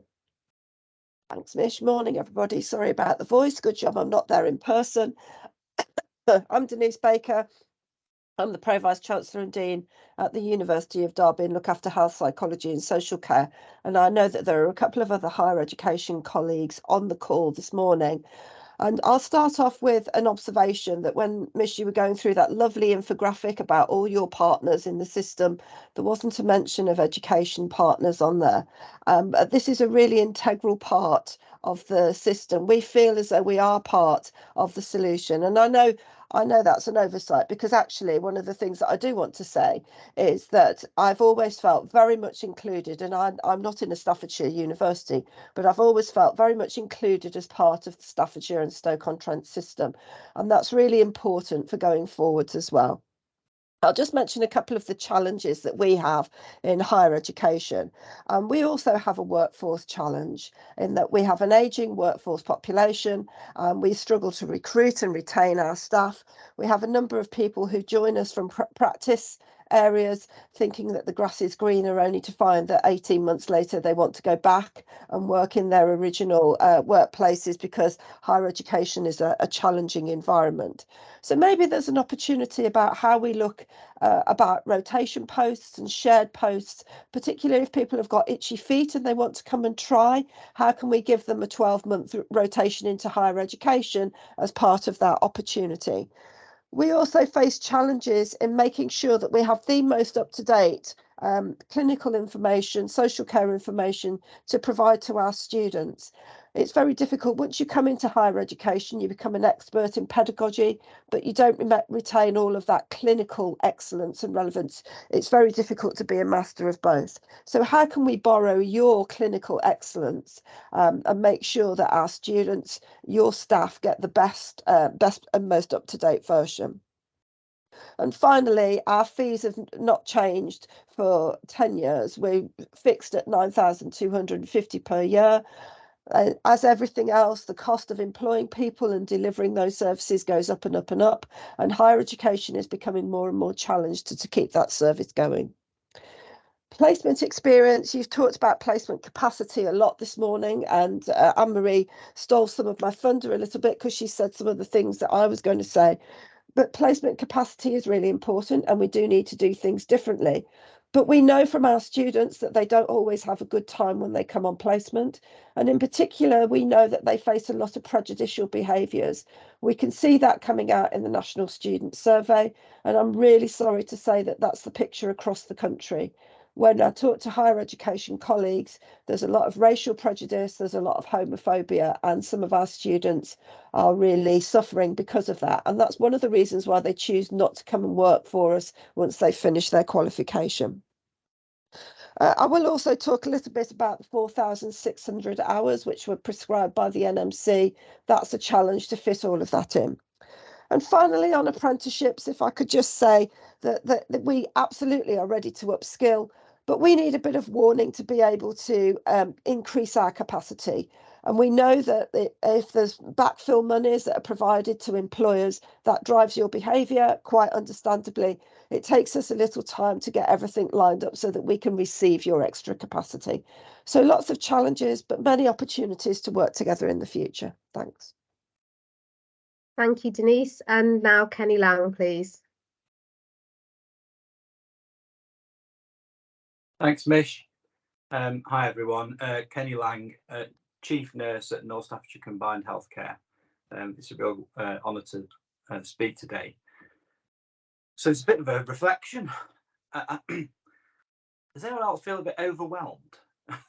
It's sort of really been a massively difficult conversation, hasn't it, this far? It's a little bit like climate change, it feels like, isn't it? There's sort of a huge issue with a real sort of existential threat hanging over it. And I just wanted to kind of reflect on that, because certainly how I'm feeling. So I'm going to try and be a little bit more upbeat about possibilities. I think we've heard lots of the challenges. And forgive me, I'll talk about my role as a chief nurse. So it will be about sort of my experience. Obviously, people who are working in different parts of the system will experience workforce challenges very differently. So I'm going to talk about nursing and mental health and learning disabilities. So mental health nurses make up about a third of the workforce in mental health services. So a significant part of it is mental health nursing focused. Models of care have changed over the years, and that proportion has changed with it as well, but it still makes up a significant proportion. And in the wider NHS, mental health nurses make up about 1 in 9 of all nurses nationally. And so, as you can see, a significant proportion of the workforce. And learning disability nurses, again, it's a very small number of registrants compared to other fields of nursing, but again, a really important aspect of how we deliver care. So I wanted to emphasise that and really focus on the fact that we are different fields. We have got different backgrounds, but they play a huge role, both of those fields, in terms of delivering care in the modern NHS. So mental health nursing generally in the last 10 years has fared okay, along with some of the national rises in workforce numbers for nursing. Mental health nursing has seen some increases, but it has got some unique challenges as well, particularly around people leaving the profession after quite a short period of time, and that is a real issue in mental health. And again, in learning disabilities, over the last 10 years, we've seen a significant reduction in numbers. In some areas, learning disability nursing is no longer being delivered by our HE partners. That's not the case in Staffordshire and surrounds, and we have got really good programmes in Staffordshire. But in some areas, learning disability nursing just isn't being delivered by HEI. So it is a real challenge and a real concern.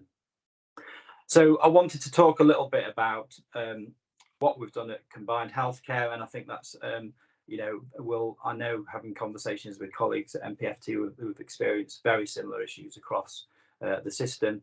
We've had to take big risks recently. We've got an ongoing rise in demand. We've tried to balance that rise in demand in investment in our services with our workforce supply. We've majored on clinical placement capacity, and that's a huge issue. We've already touched on that. It is incredibly important that we support trainees to come through our system to make sure we've got that supply. We've looked at improving preceptorship programmes, investing in training opportunities across our workforce. We've looked at our posts and how we traditionally might have delivered them, and we've taken real innovative approaches to looking at how we work in multidisciplinary teams very differently. So really important we continue to do that. We're not going to reduce demand, and so we need to focus on other things. Paul's going to talk about culture. We're going to talk about career. We need to focus on career development. We've done lots and lots of that.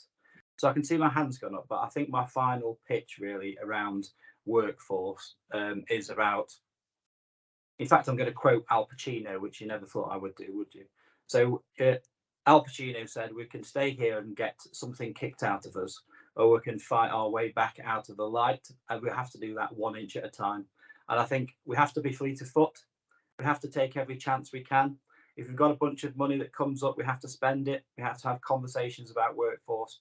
We have to have opportunities to influence people, and we have to act on workforce supply and retention every stage of the way, because it's incredibly important. It's the most important thing, and it's the thing that keeps me up at the night the most. So that's where I tend to put my energy. Thank you. Thank you, Kenny. Amen to that. Can I pass you now on to Dr. Lorna Clarkson, please? Thanks, Mish. So for those of you that don't know me, my name's Lorna Clarkson. I'm one of the Deputy Chief Medical Officers and a GP by training.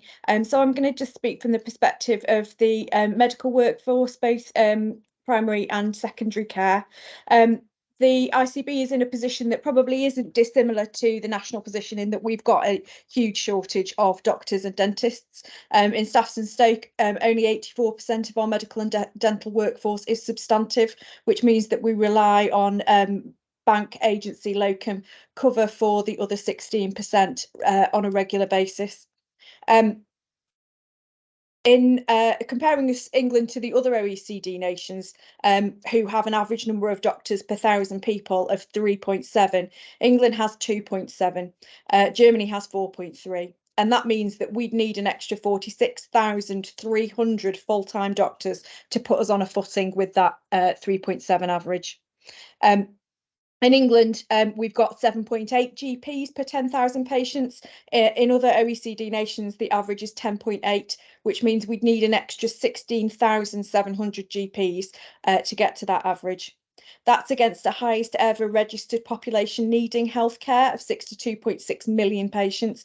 And as Mish mentioned earlier, an increasing number of chronic conditions, people living for longer, but living longer in ill health. So each GP now has a registered list of 2,301 patients, and that's an increase of 363 patients each since 2015. When you multiply that by the average number of consultations for a healthy person in this country of 6 per year, you can see what an increase in workload that is. So to at least remain even, we need another 149 consultants, another 67 associate specialists, and another 42 GPs in the next 5 years to maintain our current position. Against that, we've got an ageing workforce. So nearly 20% of our GPs and 15% of our secondary care doctors will reach their minimum retirement age in the next 10 years. And half of these have indicated that they would retire early, and half have indicated that they would look to work less hours. Against that, you've got the pressure of filling those gaps, and I think we hear this across all of our colleagues, that we're losing about 14.4% of our full-time equivalent sickness days to stress, anxiety, depression, mental health conditions. 1 in 3 doctors has experienced verbal abuse, and 1 in 6 has been threatened in the last 12 months. And then we talk a lot about risk tolerance, but actually last year there were 7,385 complaints to the GMC. 84% of those were closed at triage, but only 9% were closed after an investigation. Less than 0.1% were actually removed from a register, but 31% of those doctors had suicidal ideation whilst they were going through that investigation process. So it's an incredibly difficult place to be when we're working in a system that's hugely stretched. We're all committed to training the next generation, but that puts a strain on those medical professionals out there. It means increasing supervisory and educational capacity. And when you fill in the rota gaps yourself, to then debrief, review patients, fill in the paperwork and do the tutorials that are necessary to make sure that our trainees have a positive training experience is a really difficult thing to find the energy for. And then finally, we talk about skill mix, and many of our skill mix professions do practice autonomously, but there are a number who require who require supervision because of the conditions of their registration, or who need support for things like prescribing, requesting investigations, and that is additional work that falls onto those medical professionals. So we're working hard with Mish and her team, with Health Education England, and with our local education, our local academic colleagues, to try to find a way that we can support all of this and make training as positive as it possibly can be. But as Kenny just said, it's a fairly big hole we're in, and whilst we're working to find a way out, I think colleagues are still struggling. Thank you so much. And finally, until we move to questions, it's Paul Draycott, please. Thanks, Mish. Yes, I stand between everyone on their break, and it's a lot of great input from people. So thank you for that. And I'm not going to talk particularly about projects and plans. I think, though, as many people have said, we need to talk about culture. We need to talk about inclusion. Lorna and Denise have sort of disclosed some really interesting facts around students and the prejudiced behaviours that students are suffering from when they come into our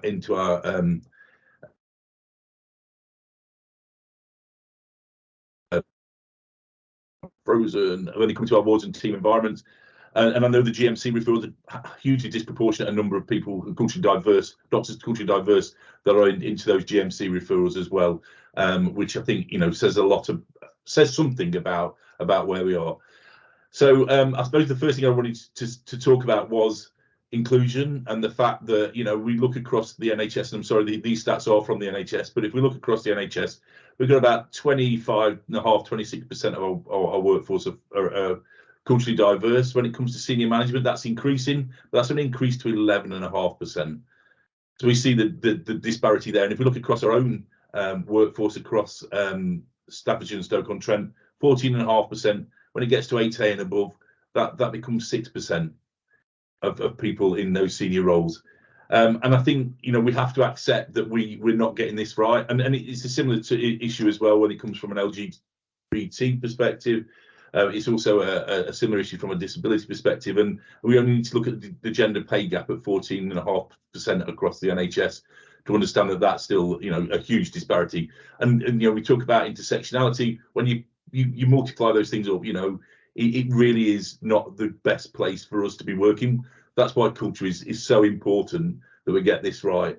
We need to have environments for our patients, for our service users, for our clients, for our carers, that put the staff in the best place. You know, there is a lot of evidence out there now around how diversity within teams brings you a diversity bonus. There's a great book by Scotty Page that talks about the diversity bonus, both in terms of cognitive, but also in terms of identity diversity.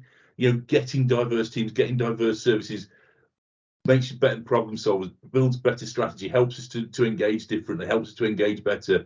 And that's the basis of the culture. We need to build our culture on a meritocracy where people feel safe, they feel confident, they can be their own authentic selves, where people can grow properly because and grow on merit, where there's clarity, where there's realism, where people can really get into being themselves at work and bring their whole selves, where they can challenge what happens, and they can make sure that when they're providing services, that they can do that to the best of their ability. And at the moment, we know that that's not the case. We're going to talk about compassionate leadership in one of the breakouts later. I think there's a lot of great stuff done. You know, Michael West is talked a lot about compassionate leadership, and obviously the culture, the way we do things, has to start with people feeling safe, secure, and able to bring their best selves to work. And that's the takeaway message. I would say the last thing, I'm not wanted to be outdone on quotes, and this one especially for Gemma, who likes a nice 80s, and some of you will have heard this, but nice 80s music quote, Banana Armour and Fun Boy 3, it ain't what you do, it's the way that you do it, and that's what gets results. And you know, that's what we have to take away. The way that we do things with our people is essential. Thank you. Thank you, Paul. I'm so glad you got that in. A meeting is not a meeting unless Paul's got that in. Great. So we have about 20-25 minutes now for questions to the panel. If colleagues would like to put hands up, that's absolutely fine. I do have a number of questions that have already been submitted as well. So if no one is brave enough to put their hand up, then I'm very happy to start with the questions that I already have. Now I can't see any hands, so I'm going to go in with, how do we as leaders continue to bring about change when we're all so weary? Does anyone on the panel want to go first with that, or am I going to have to pick on someone?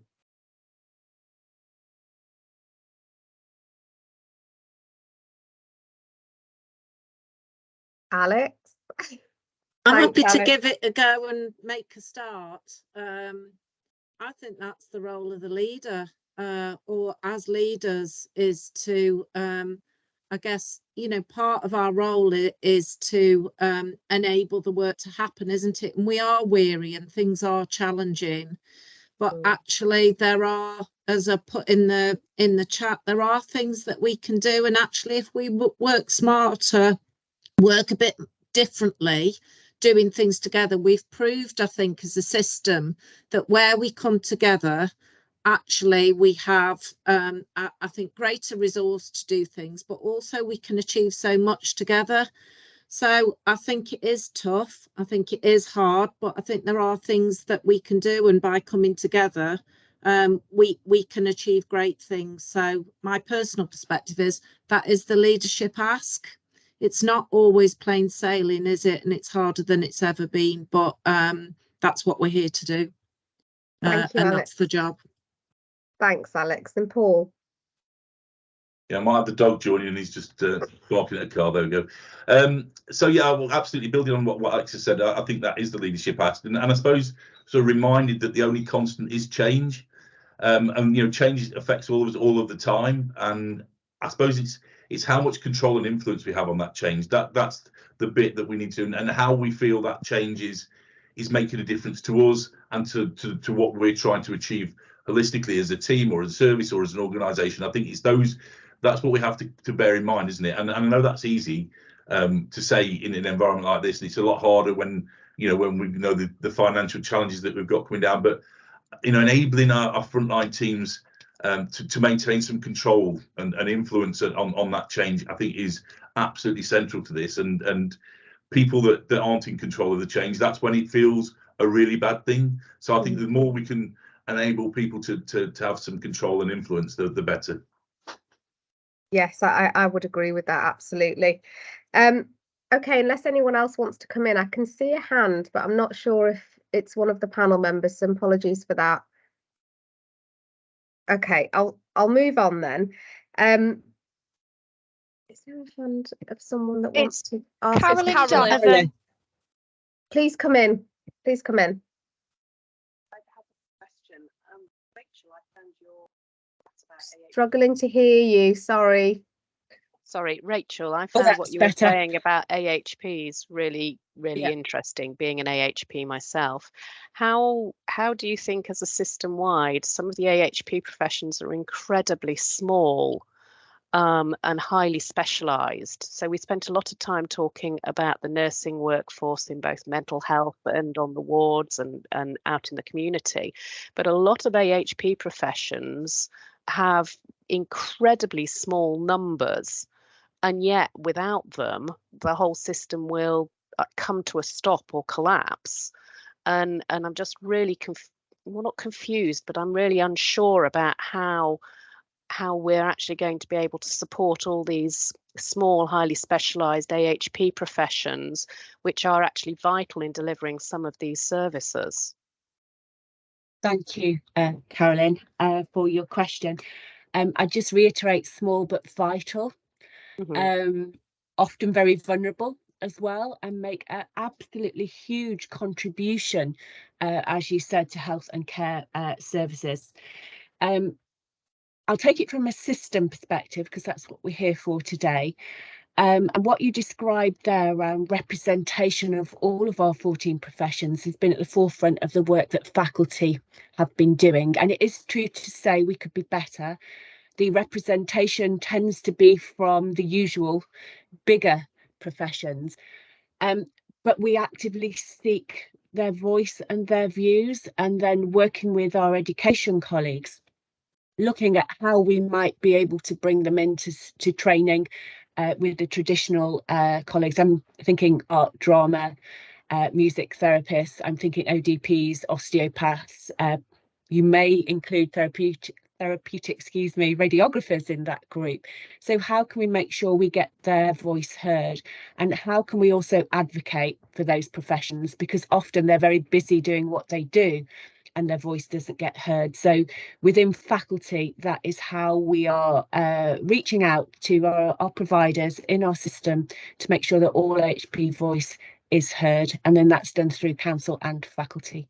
We can be much better, but lots of work already taking place.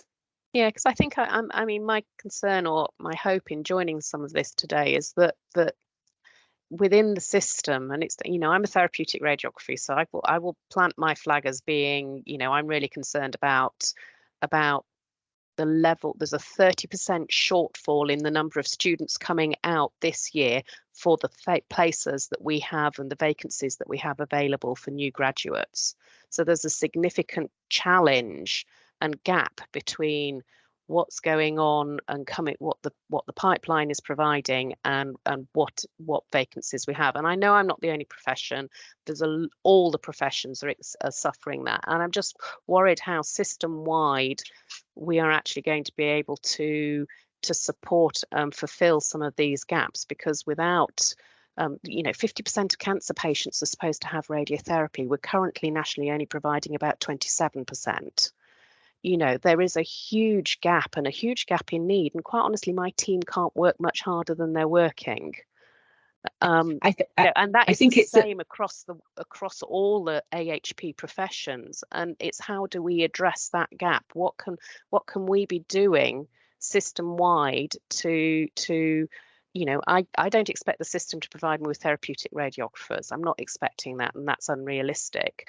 But there's got to be something that system-wide we can be doing to, and it's not just through the faculty, but to get people into these posts where we can actually provide them. I've done virtual work experience days. My staff go out to colleges and careers fairs and things like that, but is there something more that we can be doing? Because I'm really worried for the future.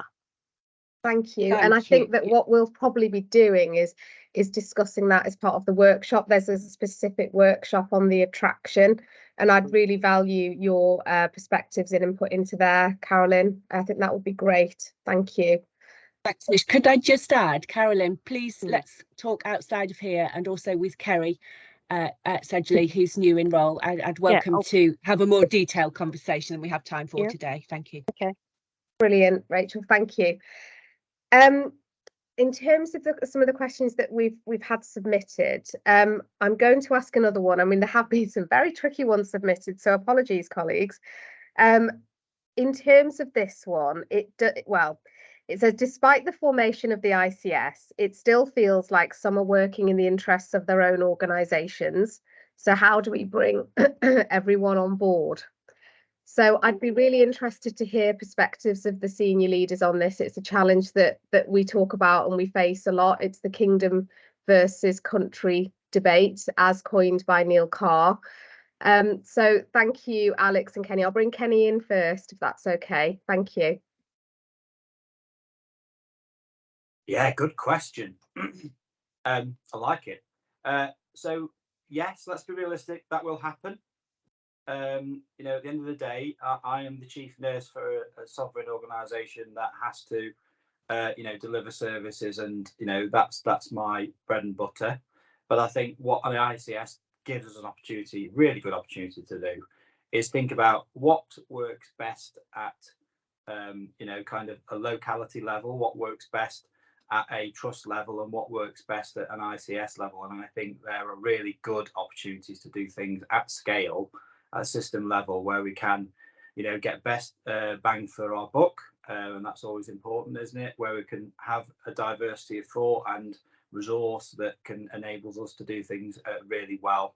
So I don't see that necessarily as being a bad thing. I think it's about how it's thought through, and you know, the previous conversation about some of the smaller professions, smaller in number, not impact, I will say, is a really interesting one, isn't it? Because we know that, you know, individual organisations aren't going to be able to necessarily tackle that on their own, in terms of those smaller by number or professional groups. And I think they probably have got ICS or maybe even regional solutions that we need to think about in terms of a workforce supply, but also continue to make the most from those individual professional groups. So I think one of the things I'm excited about is being able to map where we can get best value for each of the workforce activities we need to do. Thanks. Thank you, Kenny. Completely agree with you. Alex. Yeah, and just to build on what Kenny's just talked about, which I really agree with, and organisations will have their own schemes of work, won't they? But, you know, part of this, I think, approach and way of working, which we've been at for some time, actually, you know, when we think about it, this isn't new for us now. You know, we've been thinking about collaboration and working together at system level for about the last 5 years. So we need to keep going, as ever, new ways of working. You know, the NHS and social care haven't been built, I think, to collaborate in the way that we're talking about now. So we need to keep going. And as Kenny says, what are the things that make sense that we do together to have the biggest impact at system level? So that doesn't take away from what organisations still need to do for themselves. But what are those key things, and how do we keep going? We keep building that, we go further, we go faster, and we continue on that journey. So I think it's a continuation of what we've already got. We need to keep going, just to build on Kenny's point. Thank you, Mish. Thank you, Alex and Paul.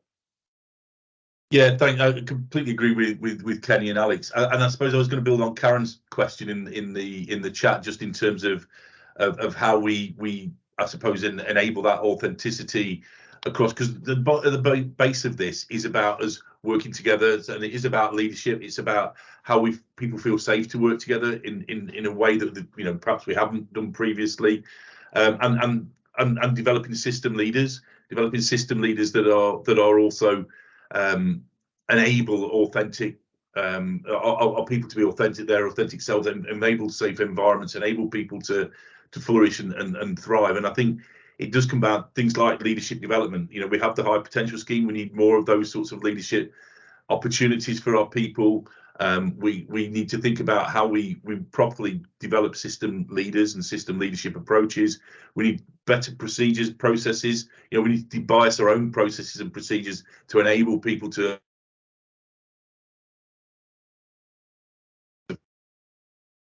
encourage peer pressure, how we encourage allies to feel confident to challenge and to when they see things go wrong. You know, to hear both Denise and Lorna talking about the things that they were talking about, you know, there will be allies there that can support in a way that will make it a better work environment to make this work across our whole system.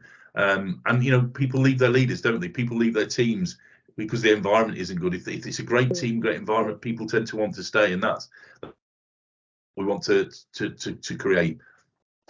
Thank you, Paul. We've got 5 more minutes left for questions. So I've seen a couple that have come through in the chat. One is about how do we ensure that we don't poach from each other's organisations when we are developing these new solutions? And again, it's a really good question and important point for us. So if we can have a couple of minutes on that, and then the next one would be around the prevention question that's in the chat. So how can we remain laser focused on prevention when it's so, you know, we are, as by nature of our services, quite often so reactive? So I'll ask the non-poaching question first, and Kenny's put his hand up. Yeah, so this is about prevention. I was actually going to go at the poaching question. You just tricked me there, Mish. But you go with the poaching one, Kenny. Yeah. So my view on that is, you know, I think poaching isn't something you do to people; it's something you do to fish. And people will move around in their careers. Everyone on this call, I'm sure, has worked in different organisations at different times in their life, and I'm pretty relaxed about that, I have to say. You know, we work in a health and social care system, don't we? And people will move around it for career progression, for, you know, job satisfaction. And I just don't think we should worry about it. It's just something that happens. And if people progress in their careers, move on to new roles. That's great for them, and it's great for patients. And I just don't think it's an issue. Thank you. Yeah, and I would tend to agree. I think it is, but it's about people leaving for the right reasons as well. Again, coming back to the cultural bit, people leaving for the right reasons, and then how we make it as easy for people to transition across our system again. So people aren't starting from a baseline, and we can make it easier for people to work, and that does give a system benefit, and ultimately gives a benefit to the people using our services, to our communities, to our neighbourhoods, and that's the bit that we want. But keeping them within our system, in our health and care system, is the really important bit, so that we so that's we have a benefit in Staffordshire and Stoke-on-Trent. Thank you. And I'd agree. And as long as we're increasing supply as well, then hopefully there isn't that negative impact overall. She says theoretically it all works out beautifully, but let's try and find the actual solutions today. Can I pick on you, Richard, regarding the prevention question with your public health hat on? And then maybe I could bring Lorna in as well. So I spoke in my section about the rising demand from an increasingly frail and elderly population, and if we're to have any chance at all of meeting that, we're going to have to try and offset some of it by stopping it arising in the first place. That I think is going to be difficult, because the tendency will always be to focus on the short term. However, I think there are things we can do, probably short term, medium and long term. It really depends on our will and to what extent we're prepared to prioritise those sorts of things, put some capacity behind it, put some money behind it, put some real energy behind it. So it's an opportunity that's there to be seized. It's up to us whether we realise it. Thank you, Richard. Well said. And Lorna, from the kind of general practice perspective, is there anything you'd like to add? So I think I'd agree with Richard that it depends on how willing we are to prioritise. So the Hewitt review challenged us to shift at least 1% of our investment into prevention activity, and that actually probably is the least that we need to do in order to get some traction with it. I think it's recognising that there are opportunities for prevention everywhere, not just the big ticket items that you hear about in terms of that real population level push for smoking cessation. Please exercise more, have a few less glasses of wine of an evening, and those sorts of things. But actually making every contact count, so that every time we engage with our patients, we're making sure that we get the most from that. But also that secondary prevention. So when we know that patients have a condition, that we are doing our very best to manage it and keep them in their optimal health, giving them the knowledge and empowerment to do that themselves. And then that tertiary prevention, so making sure that that illness, that people with chronic conditions are able to live the lives that they want to. We stop it exacerbating. We stop the need for those admissions to hospital, and we empower them to make healthy choices. So there are opportunities for prevention everywhere, but one thing we haven't had before is a system-wide prevention strategy that sets out exactly how we're going to do that. And so hopefully that's one of the things that will be coming out of the Improving Population Health portfolio, in partnership with our local authorities, colleagues and our providers over the next coming months. Thank you so much, Lorna, and thank you so much to all of our panel for your really useful insights. Loads of questions coming through in the chat. Please keep them coming, and we'll try and answer as we go for colleagues that can answer those questions. 5-minute break, please, and then straight into your breakout rooms for more conversation and less being talked at. So looking forward to it, and see you all soon. Thank you.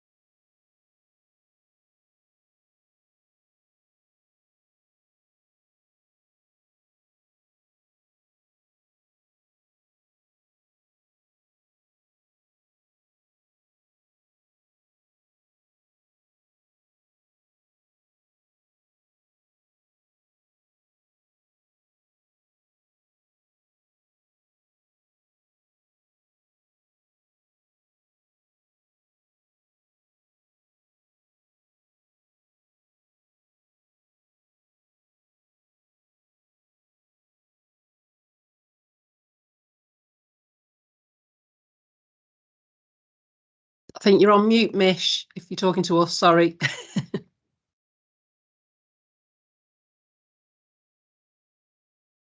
I can't hear you. Can anyone else hear Mish? No.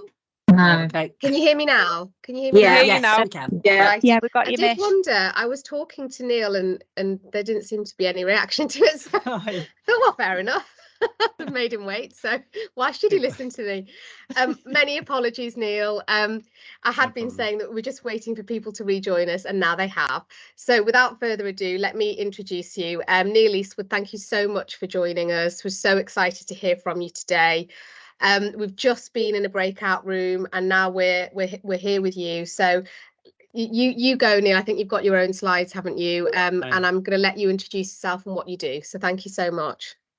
Thanks very much. And I'm sorry, Mish, for blanking you earlier. Yeah, sound. So hi, everyone. I'm really pleased to be here. And there's several reasons why, and I'll explain those in a moment. I only have half an hour. And what I wanted to do was share with you some of the learnings from the adult social care space in terms of recruitment and retention. And that's been my life's work, I guess, for a long, long time, trying to understand how we can find more people, particularly locally, to join the workforce and also keep them. So I actually saw this slide, not this one with me on, but it is me, actually, not many differences over the years, at an NHS presentation where the chief people officer put a photo of herself as a child on. I thought that was quite funny, and now I'm regretting it. But very briefly, I was brought up in a vicarage, and I think if you go back in time, then the church has kind of started adult social care, I guess. So really interesting. The conversations we had around the table were all to do with supporting the local community. So I guess it kind of sunk in. And I started my adult social care, proper social care career in Staffordshire, in Stone, and was there for a couple of years. And so that's where it all started with you. It's an origin story. And it was home care. And when I joined as a director there, the HR director said, staff turnover is now 97% a year, and we had 10,000 staff. So I thought, well, that's like really bad, isn't it? Shouldn't we do something about it? So that was the trigger really for me going around the world, trying to find solutions that are practical and not academic. They actually happen, work, and can be delivered with very little or no money in a very pressurized environment. And some of those are necessarily tactical, but some are also strategic. And I want to share with you some of those in the time that we have together. I wrote a book about it called Saving Social Care, originally a blue colour, now a green one. It's in its second edition, and I also created the Care Friends app, which I'm going to tell you a little bit about, not in terms of sales, just if I hadn't created it, I would have told you about it anyway. So we'll hopefully we'll cover all of that. So, and in terms of what the goal for all of us really, I guess, is finding applicants with the right values. I would say particularly in the local community, I'm going to, if I can squeeze in a bit of time, talk about international recruitment, because it's the Wild West in adult social care at the moment in international recruitment. And I want to share a little bit of what's happening there. But also really to move people from people often who are not considering a social care or a job in the NHS, have not considered it, or are lacking confidence that they don't think they're the right person for the job, which is so sad. We need to give them the confidence to apply. We need to tell them about it, and we need to move them through the journey to become a settled, loyal, happy colleague. And certainly both social care and the NHS have super compelling offers to a workforce, particularly I would say the current generation, of what they look for. We have such a great offer, and sometimes we just don't articulate it, or we can't find those people who would really respond with. So I'm going to explain how we do all of that in social care. This is where we are in social care at the moment. It's kind of a bit of like, how do we get out of this? And I think what's happened very simply is that if we rush our recruitment and we hire without thought, then people leave. They have low job attachment. They're not the right people, and they broadly leave. And that's what we've got an accelerating challenge with, particularly in social care, but it can be the same in the NHS. And then that kind of early shortage drives a lot of temporary agency staffing, which has its own negative impact. And then there's stress and pressure on all of the system and on colleagues, which we're seeing now, overlaid with other issues as well, you know, kind of COVID, post-COVID, all sorts of issues you'll all be aware of. And more colleagues leave. But I want to kind of look at the positive. But before that, in case you were unaware, that we're very good, you might say, in the adult social care setting of keeping people, but they move between one place and another. So only a third of everyone starting a new job in social care every year is actually new to us, is growing capacity. And I think that's what I've focused on. And just a word on growing capacity. If you want to grow capacity in the system, you've only got a few choices, and I'll just put them on the screen here. One is you can sweat your workforce harder. Obviously, that has its own challenges. International recruits are working approximately double the number of hours that UK-born colleagues are. So you kind of do get a 2-for-1 deal there. But I say there are big challenges with international. And then we can improve productivity, and technology can probably help us here, particularly in home care, where we're pretty rubbish at rostering and planning and scheduling. And we need to take a system-wide approach to the way we schedule and roster, and that can have big benefits, but there are structural challenges to that. Number 3, where I've spent my time concentrating, is how can I bring these wonderful new people into the sector? And I do believe in Staffordshire and Stoke-on-Trent, there are more than enough people for us. We just haven't reached them yet. And I think that's the kind of definitely the message. Anywhere you go, even if it's rurally, there are enough people who would take this job if only we could explain it. And then there's resilience, improving retention, keeping people longer and reducing the need to recruit. But the fundamental challenge we have, not in the NHS, but in social care, is unique to social care, is what I call the tyranny of small decisions. And this is that a provider, an individual provider, will make decisions in their best interests and not necessarily in the system's best interests. And a good example of that is I would rather hire someone who already has a tabard of a different colour than I would bring someone new in and think, oh, goodness, I have to explain everything to them. They might not work out. So we make choices at a local level which are bad for the system. And that is one of the challenges we need to overcome. So just briefly, for the other 23 minutes I have, I'm going to look at 3 chunks of the journey. How we start people, where do we start them, how do we find them, how do we keep them, what are the methods we can use, why do people leave, and then if they've left, you know, there are some last minute interventions. So all is not lost, even if you lose them. So I think, first of all, you know, who are we looking for? And I've got so many different research sources here, and I did some work for the Department of Health and Social Care. They have their own research graph. It would take me too long to explain that one, but it all comes to the same point. This is research I did pre-COVID, asking high-performing care workers, you know, where did you come from? What was the trigger for you joining us? And this is consistent throughout. And I think the big message here for you is that family care experience is the #1 trigger for becoming a care worker. This is what we're looking at, is emotional maturity. We're looking for people that have put other people first. Maybe it wasn't their choice to do it, but that is what's happened. And if you look at the under 25 population in social care, I love meeting the you know, motivated and sort of wonderfully inspiring younger people that have come into our sector and into the NHS. And the question I ask is like, why did you do this? And very, very often they have emotional maturity beyond their years. And why have they had that? They've had that because they cared for mum or dad. They have a brother or sister with a disability. They are perhaps brought up in care. They've had a trauma. Something has happened to them. And there's always some sort of story about why you want to do this kind of work. And the more we understand people in the community and what triggers there are, how we can identify those values, the better off we will be.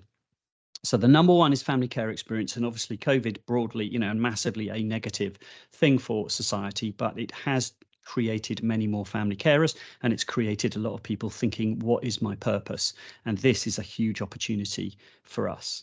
And then second on there is persuaded by a friend or family member to work in the care sector. They already work in the care sector. They come and find you and say, do you know what? You would be amazing at this job.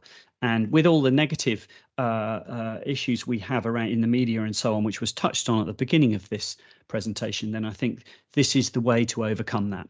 I was on an army recruitment webinar. Yeah, I am busy, but I went on an army recruitment webinar, international army recruitment webinar, a couple of Fridays ago, and they're saying soldiers recruit soldiers.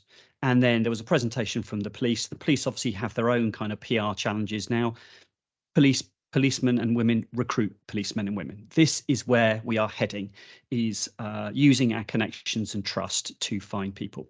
And there are all sorts of other reasons there. There's mine near the bottom. Religious reasons would be the reason I would give for why I'm in the sector. Not that I am religious, just that was the upbringing that created me. So lots and lots of different reasons why people join. Super fascinating, understanding why we're all here. And you'll all have your own stories.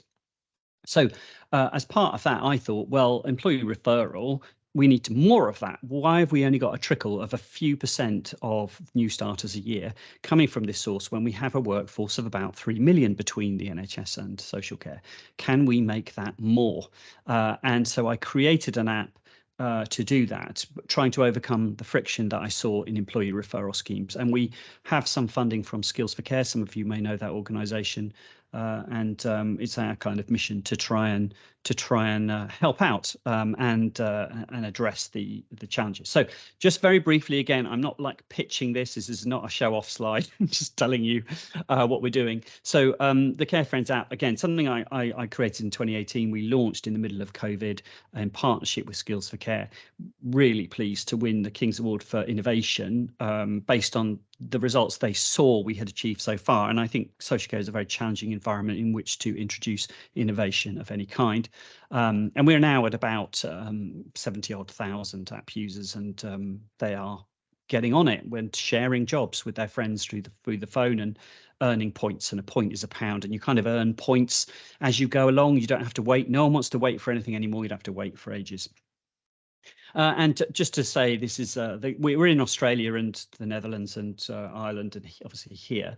And the global top referrer, actually not in Staffordshire, which I really wanted them to be.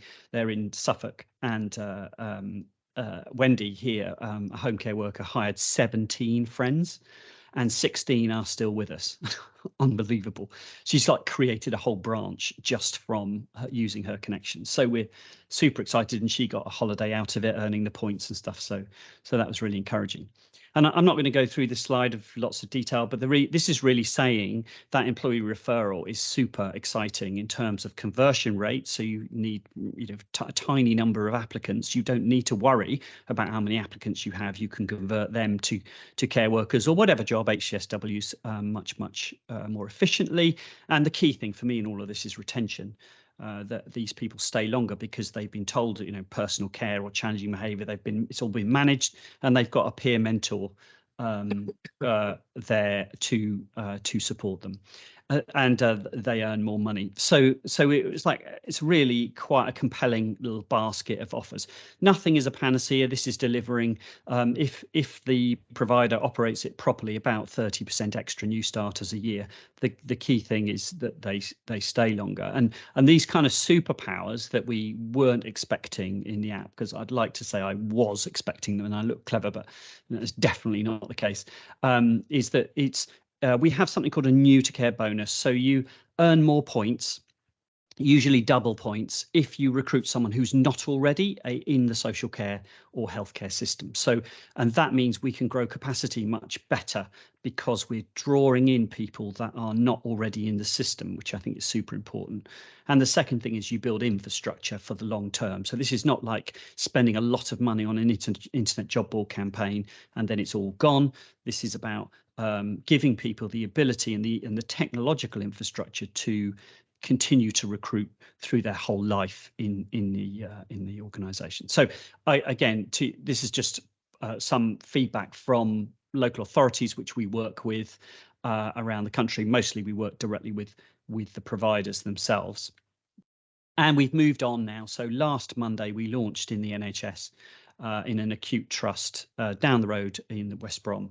and we've already got candidates coming through that the recruiter's saying, oh my goodness, the quality is like super amazing. So this is, again, trying to prove the point. This is just recruiting HCSWs. Obviously, we can't create nurses from nowhere or all the allied health professionals in the same way, but certainly trying to fill those band 2 and 3 positions, this is exactly what it does. So that's quite exciting. Also looking at things that are, or other applications of the app that are particularly close to my heart. One of them is we have we're rolling out a national programme with Foster Wales, the local authorities in Wales, their fostering agency. There's 2,000 foster carers in Wales. Do they know anyone that could become a foster carer? We think they could. And then obviously we're delighted to be working back with Staffordshire and Stoke-on-Trent ICS. I'm super grateful to the guys there because we've got two kind of social care pilots on the go, one in Stoke-on-Trent and one in Staffordshire as well. So lovely to be working with you again. And then just to look at some other methods, obviously employee referral is not a panacea, it's an opportunity, but there are other opportunities. And I think others that we overlook sometimes are asking people who've left to come back. And time again, I see people leaving for, like a rostering issue or a little argument or something that happened and they've gone. And they want to come back, they've got regret, and we ignore them. And sulk, and we should ask them if they want to come back. So I split them into two groups: good leavers and bad leavers. The ones you want back and the ones you don't. And it's like, obviously, don't muddle those two piles of names up. And then reach out and ask, would you like to come back? And about a third do within 6 months. And this happens around the world. You see it in every other country where you apply it. So I think it's very important how we can rescue, if you like, people that have already left us, because they don't realise until they've left often that this is a wonderful, wonderful place that feeds their psychological needs. And I'll explain briefly about what they are in a minute. Just very briefly as well, because of time, I'm going to put some key points on immigration.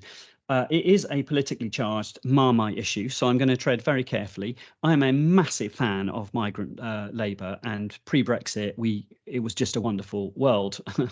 Obviously, now life has changed, and it's really worrying, frankly, what is happening out there in the adult social care world at the moment. I know we're not as organised. This is all much newer to us than the NHS. But yes, it's a short-term thing. I think it's been said already that the hunter becomes the hunted, and Australia are chasing our doctors and nurses and care workers and so on. This is a major problem, and there are companies being created. I'm just thinking of home care with, and one example, 600 care workers, all imported straight into the country. And what that's doing is creating almost a surplus of care workers or care hours. Some are being worked 70 hours a week and being paid for far less. Others have been promised jobs that don't exist. It's horrific. What's happening, and it's such a shame because migrant workers themselves are some of the most wonderful caring people. So I am watching with horror how that is being handled and unfolding in our sector. So anyway, onto more positivity. Just some sort of learnings from simple things that change your whole world of in recruitment retention. One is, why not actually call the candidate back? And amazingly, the average, so majority of adult social care providers do not have a dedicated recruiter. If they do have one, they kind of call people back or reach out in a day.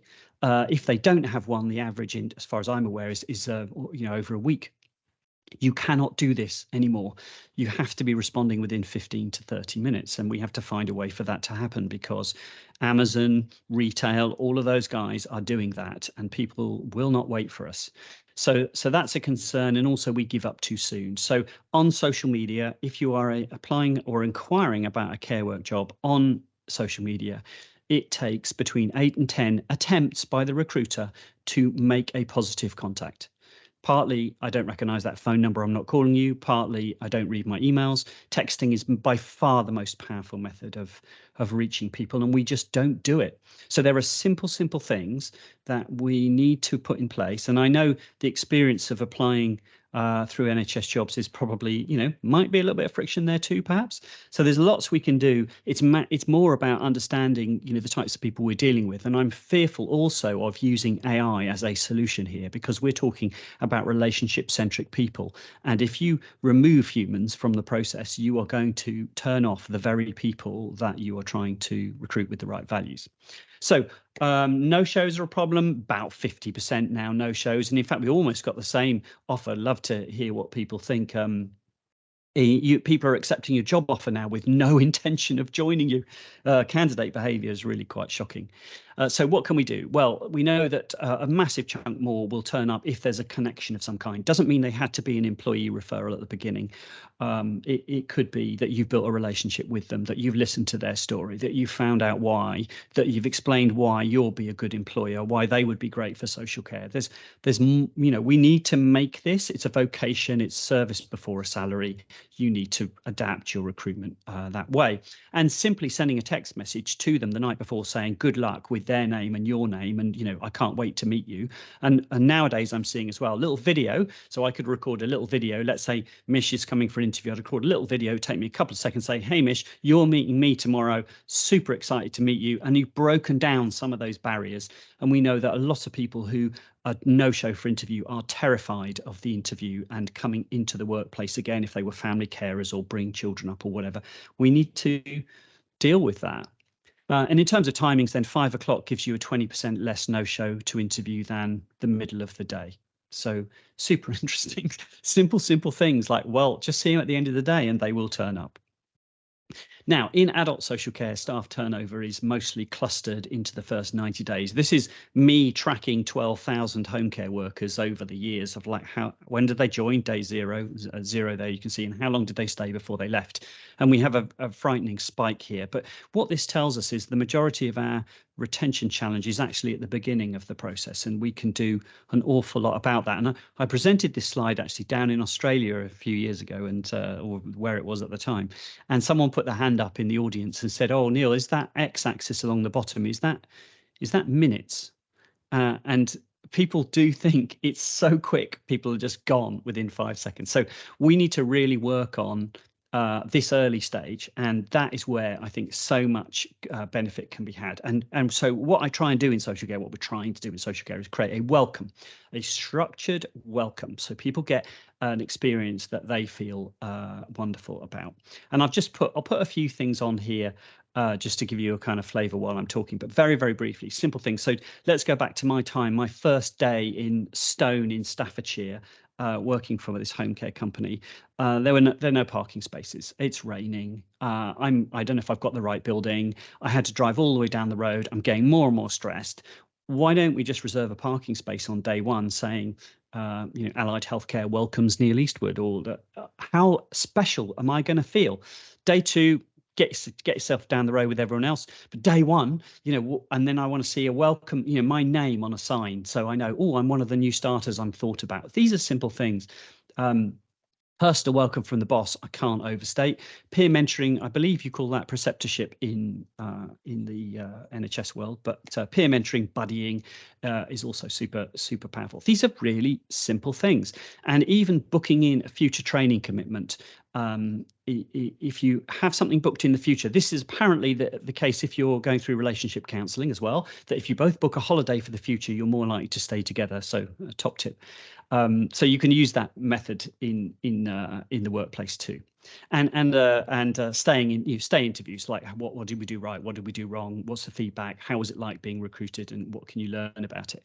A couple of really quick things that stick out that people love in social care. One is as soon as a job offer is accepted, sending a welcome card from the team. This is so powerful. They're going to have other job offers and they're going to show their family and say, look, this company can't wait for me to join.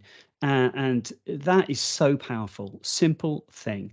This is what it's like in social care, and I would argue in the NHS as well. It's people are choosing this not for the money. They're choosing it because it's the right thing for them to do, and they want to help.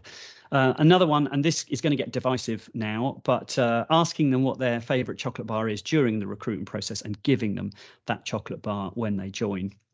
is so popular. I can't remember where I first saw that. I think America. Anyway, unfortunately, there's a bounty on there. And in case you were in doubt, bounties are not proper chocolate bars. And there is nobody that should like bounties. It's just wrong. So I can't see the chat, which is probably fortunate. But if you please choose another one if you want to put on the chat whether you like a chocolate bar, because yeah, it's just wrong. I probably wouldn't hire you if you said bounty. Anyway. So that's just moving us on to kind of the process of layer in the organisation. And I think a lot of our work is done. We found the right people and we've made them feel welcome.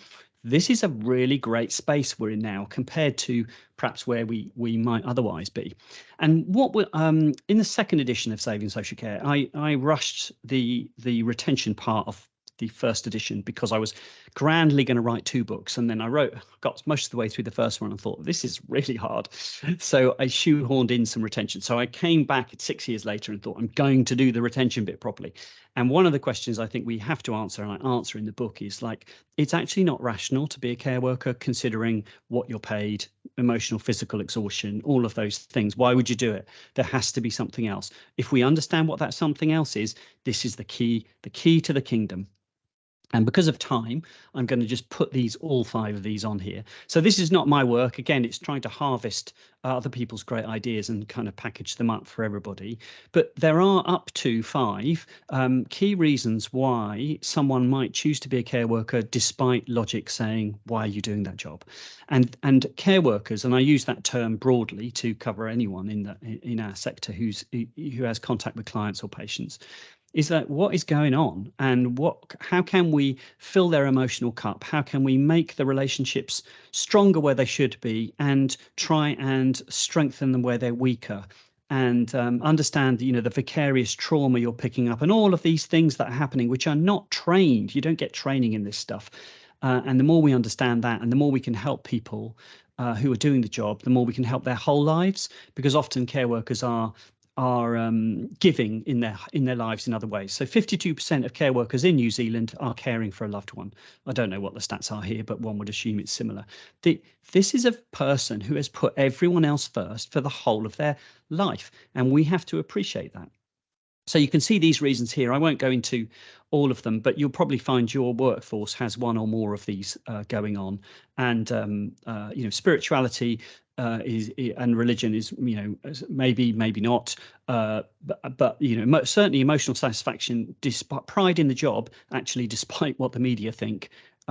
There's so much of that going on, people feeling like they are making a difference, they feel great about it, and this whole kind of goodwill is keeping the show on the road. And I realized when I was a director at the home care business, broadly what we did in head office was make things worse, and apparently out there in the 125 offices we were referred to as Panic Palace or the Death Star, depending on what stupid thing we were doing at the time. These are people just getting on with the job. So really interesting. Anyway, just very briefly, I would split retention into sort of 3 phases. I mentioned offer accepted to day one. We've got this DBS problem, we've got the time problem, we need to keep them engaged. How can we do that? Lots of ways of doing that. Send them a welcome card. Then in the middle of the screen there, we've got the first 90 days. This is where I would focus, really, assuming we've got hiring the right people. Just need to get them through this. Every day you keep them is statistically more likely to stay longer. And then when you look at longer term retention, you're into nurturing relationships, career pathways, something in a fragmented sector we struggle to do. And in fact, if you go to Europe, you'll find the most common job title out there is not care worker at all. It's auxiliary nurse. And there are clear pathways to nursing. Not everyone wants to take them, but I would be motivated anyway. Clear pathways to nursing, throughout the whole of European social care. And we do not do that. Just a brief word. I know flexibility has either happened or it's going to happen, so I'm going to skip over this just to talk about it's so important, flexibility. Obviously, pay is not the main problem we have, actually, and that's a whole separate topic about pay. It's very important for a lot of reasons, but it's not the primary thing. And there are other things that are the primary thing. And I just in terms of flexibility, there are some suggestions there briefly. I think you'll get these slides if you want. So because of time, I know I've got 2 minutes and 27 seconds. I'm going to skip over this, but it's really some interesting and creative ways that are happening in the social care sector. But as I mentioned, as an employer, I think what I try and encourage employers to do is not look at the symptoms, but look at the underlying cause. So you might see someone turning up late repeatedly and you'll go and deal with that behaviour, but actually you didn't realise, or you should realise, that what's going on below the surface is a whole ton of other stuff. And particularly now with the cost of living crisis, is layering another level of stress onto the workforce, which often have very difficult, kind of challenges just functioning. And I think we need to, as employers, appreciate that. And simple things like providing soft skills training that can help people's personal lives, can help them manage their personal lives better, are really, really important things that I think we are missing a trick on. So this is what I see happening in just to pick this example as the US market, this is where they're kind of looking to try and support as employers. These are particular areas I see in the care sector there that I think are really quite interesting, because again, I think we just have to learn from others all the time, just to think, hold on, what can we do that we haven't thought of that is working somewhere else? So sort of how do we support life challenges for people? And what that's led me to do, and because of time, I'm going to put all of these 4 relationships on. I see a care worker having 4 key relationships, and you have to look at those relationships and decide whether they're negative or positive, and how can we strengthen them, and what do you do about it? And the first one in the purple there is supervisors, and supervisors, often this is a negative relationship because you might promote someone without the proper training. So I talk about coaching, supervision, active listening, blame-free language. How can we give supervisors the tools to do the job we're actually employing them to do? And then there's the family relationships. Again, this is a vocation, so do not forget people at home who think, why are you doing that job when there's, an alternatives that look like they're not as hard. And I think that writing letters home saying thank you so much for the work you're doing, bringing families into the setting, all of those things really, really work. I've seen around the world. And then the relationship in the sort of red colour there, residents and clients or patients. This is usually the reason all of the others don't matter too much, or as much, is because this relationship is the powerful one. But you need to consider cultural appreciation with international recruitment, and you need to give people time to grieve and refill their emotional cups. And then there's the colleague relationship. This has been a challenge to us in dom care, of course, trying to build a team remotely, and there's technologies helping a bit here, but there's lots of sort of interesting things, peer mentoring being my favorite one.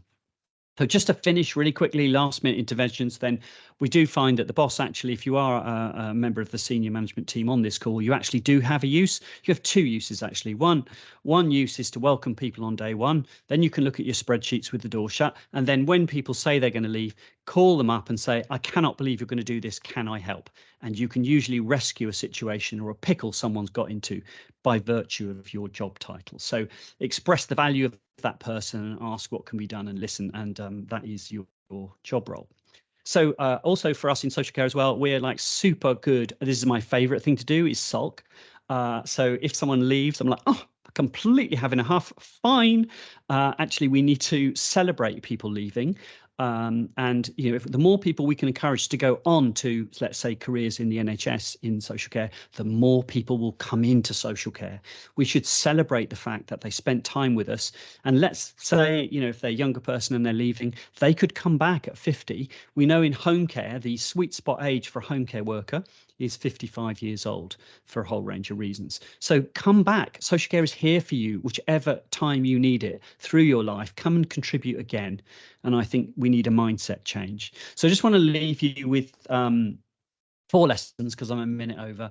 One is, I think the key to all of this is recruiting people with not only emotional maturity, but the right values that we seek. And you can see people displaying those values through caring for a loved one, through volunteering, giving, doing something they're not paid for. Those people are easy to spot, and they often don't know about us or the NHS, or would thought I'd never be good enough. And I think that is a real tragedy, and we can fix that. I think then once we found those people with the right values, create a welcome program. 17% of people who walk out of training in adult social care on day 1 did because no one smiled. No one smiled. So lots of opportunity. And so then strengthening the quality of work relationships is key for me, because I think then, we've got the right person. We just need to protect and nurture them and let them do their thing. And that means looking at these invisible networks and connections, which I described, and building them up where we can. And and seeing the whole person. As I say, we've all chosen this job not for the money. We've chosen it for some other reason. So understand that whole person, their story, why they're here, what's going on in their life, and how social care and the NHS can help them be a better person, have a better life. And, you know, that I think is a super compelling offer. So that's it from me. Wow. Thank you, Neil. That was amazing. Really insightful. And some of those messages about welcoming people and helping them to feel valued for their whole selves, I think is something that we need to really take away and implement more and more. And let's be honest, everything that you've just said would entirely apply to the NHS as well. So I think that we all have lessons to learn with that, and we're really pleased that we're taking part in the app bit as well. So thank you, really appreciate it. I do love bounties. I'm really sorry about that. And I was also completely distracted by the McDonald's slide as well. And I'm a Filet-O-Fish fan, so I can imagine that I'm losing friends all over the shop at this point. But thank you so much. We are going to send your slides out and we are going to share your contact details. I have checked and apparently you're absolutely fine with that. So I can imagine a lot of people in this room are going to want to reach out to you, but really, really appreciate your time and the really useful insights. So thank you so much. Jem, do you want to take over for the last minute and then we're going to break until 2 o'clock? Yeah, thanks, Mish. So I'm just going to invite Chloe to come in if that's okay. So Chloe's a local illustrator. She's actually from Stoke. So welcome, Chloe, and her colleague Esme. Hi. So Chloe's just going to share her screen of what she's been illustrating so far for us for the day. So she's been capturing what we've all been discussing throughout the day. So over to you, Chloe, if that's okay. Lovely, thank you. I'll just get this hopefully. Is that working? So I'll just go on. So it should be coming up now. Yeah, so I'll do your time-lapse replay so you can see from the beginning how I started it. So this is just catching up on what you've been going throughout the morning. We will be catching up obviously throughout the day as well. So this isn't just it, but it just gives you a chance to look at what I've been taking from the day, hopefully. It's really interesting. Brilliant. Thank you, Chloe. So it's great. It looks great. So Chloe and her colleague Esme are going to be with us throughout the day. As we're just looking at the end of that, we're going to be breaking for lunch now, extended lunch, and everyone will be coming back. Hopefully we've got our keynote speaker, our second keynote speaker, which is Kerry. We're going to be speaking at 2 o'clock. So if you can all join the main event again, this main link again at 2 o'clock. Looks great, Chloe. Thanks so much. Thanks very much. Thank you. Thanks, everyone. See you again at 2. Thank you. Thanks. Thank you. Bye-bye.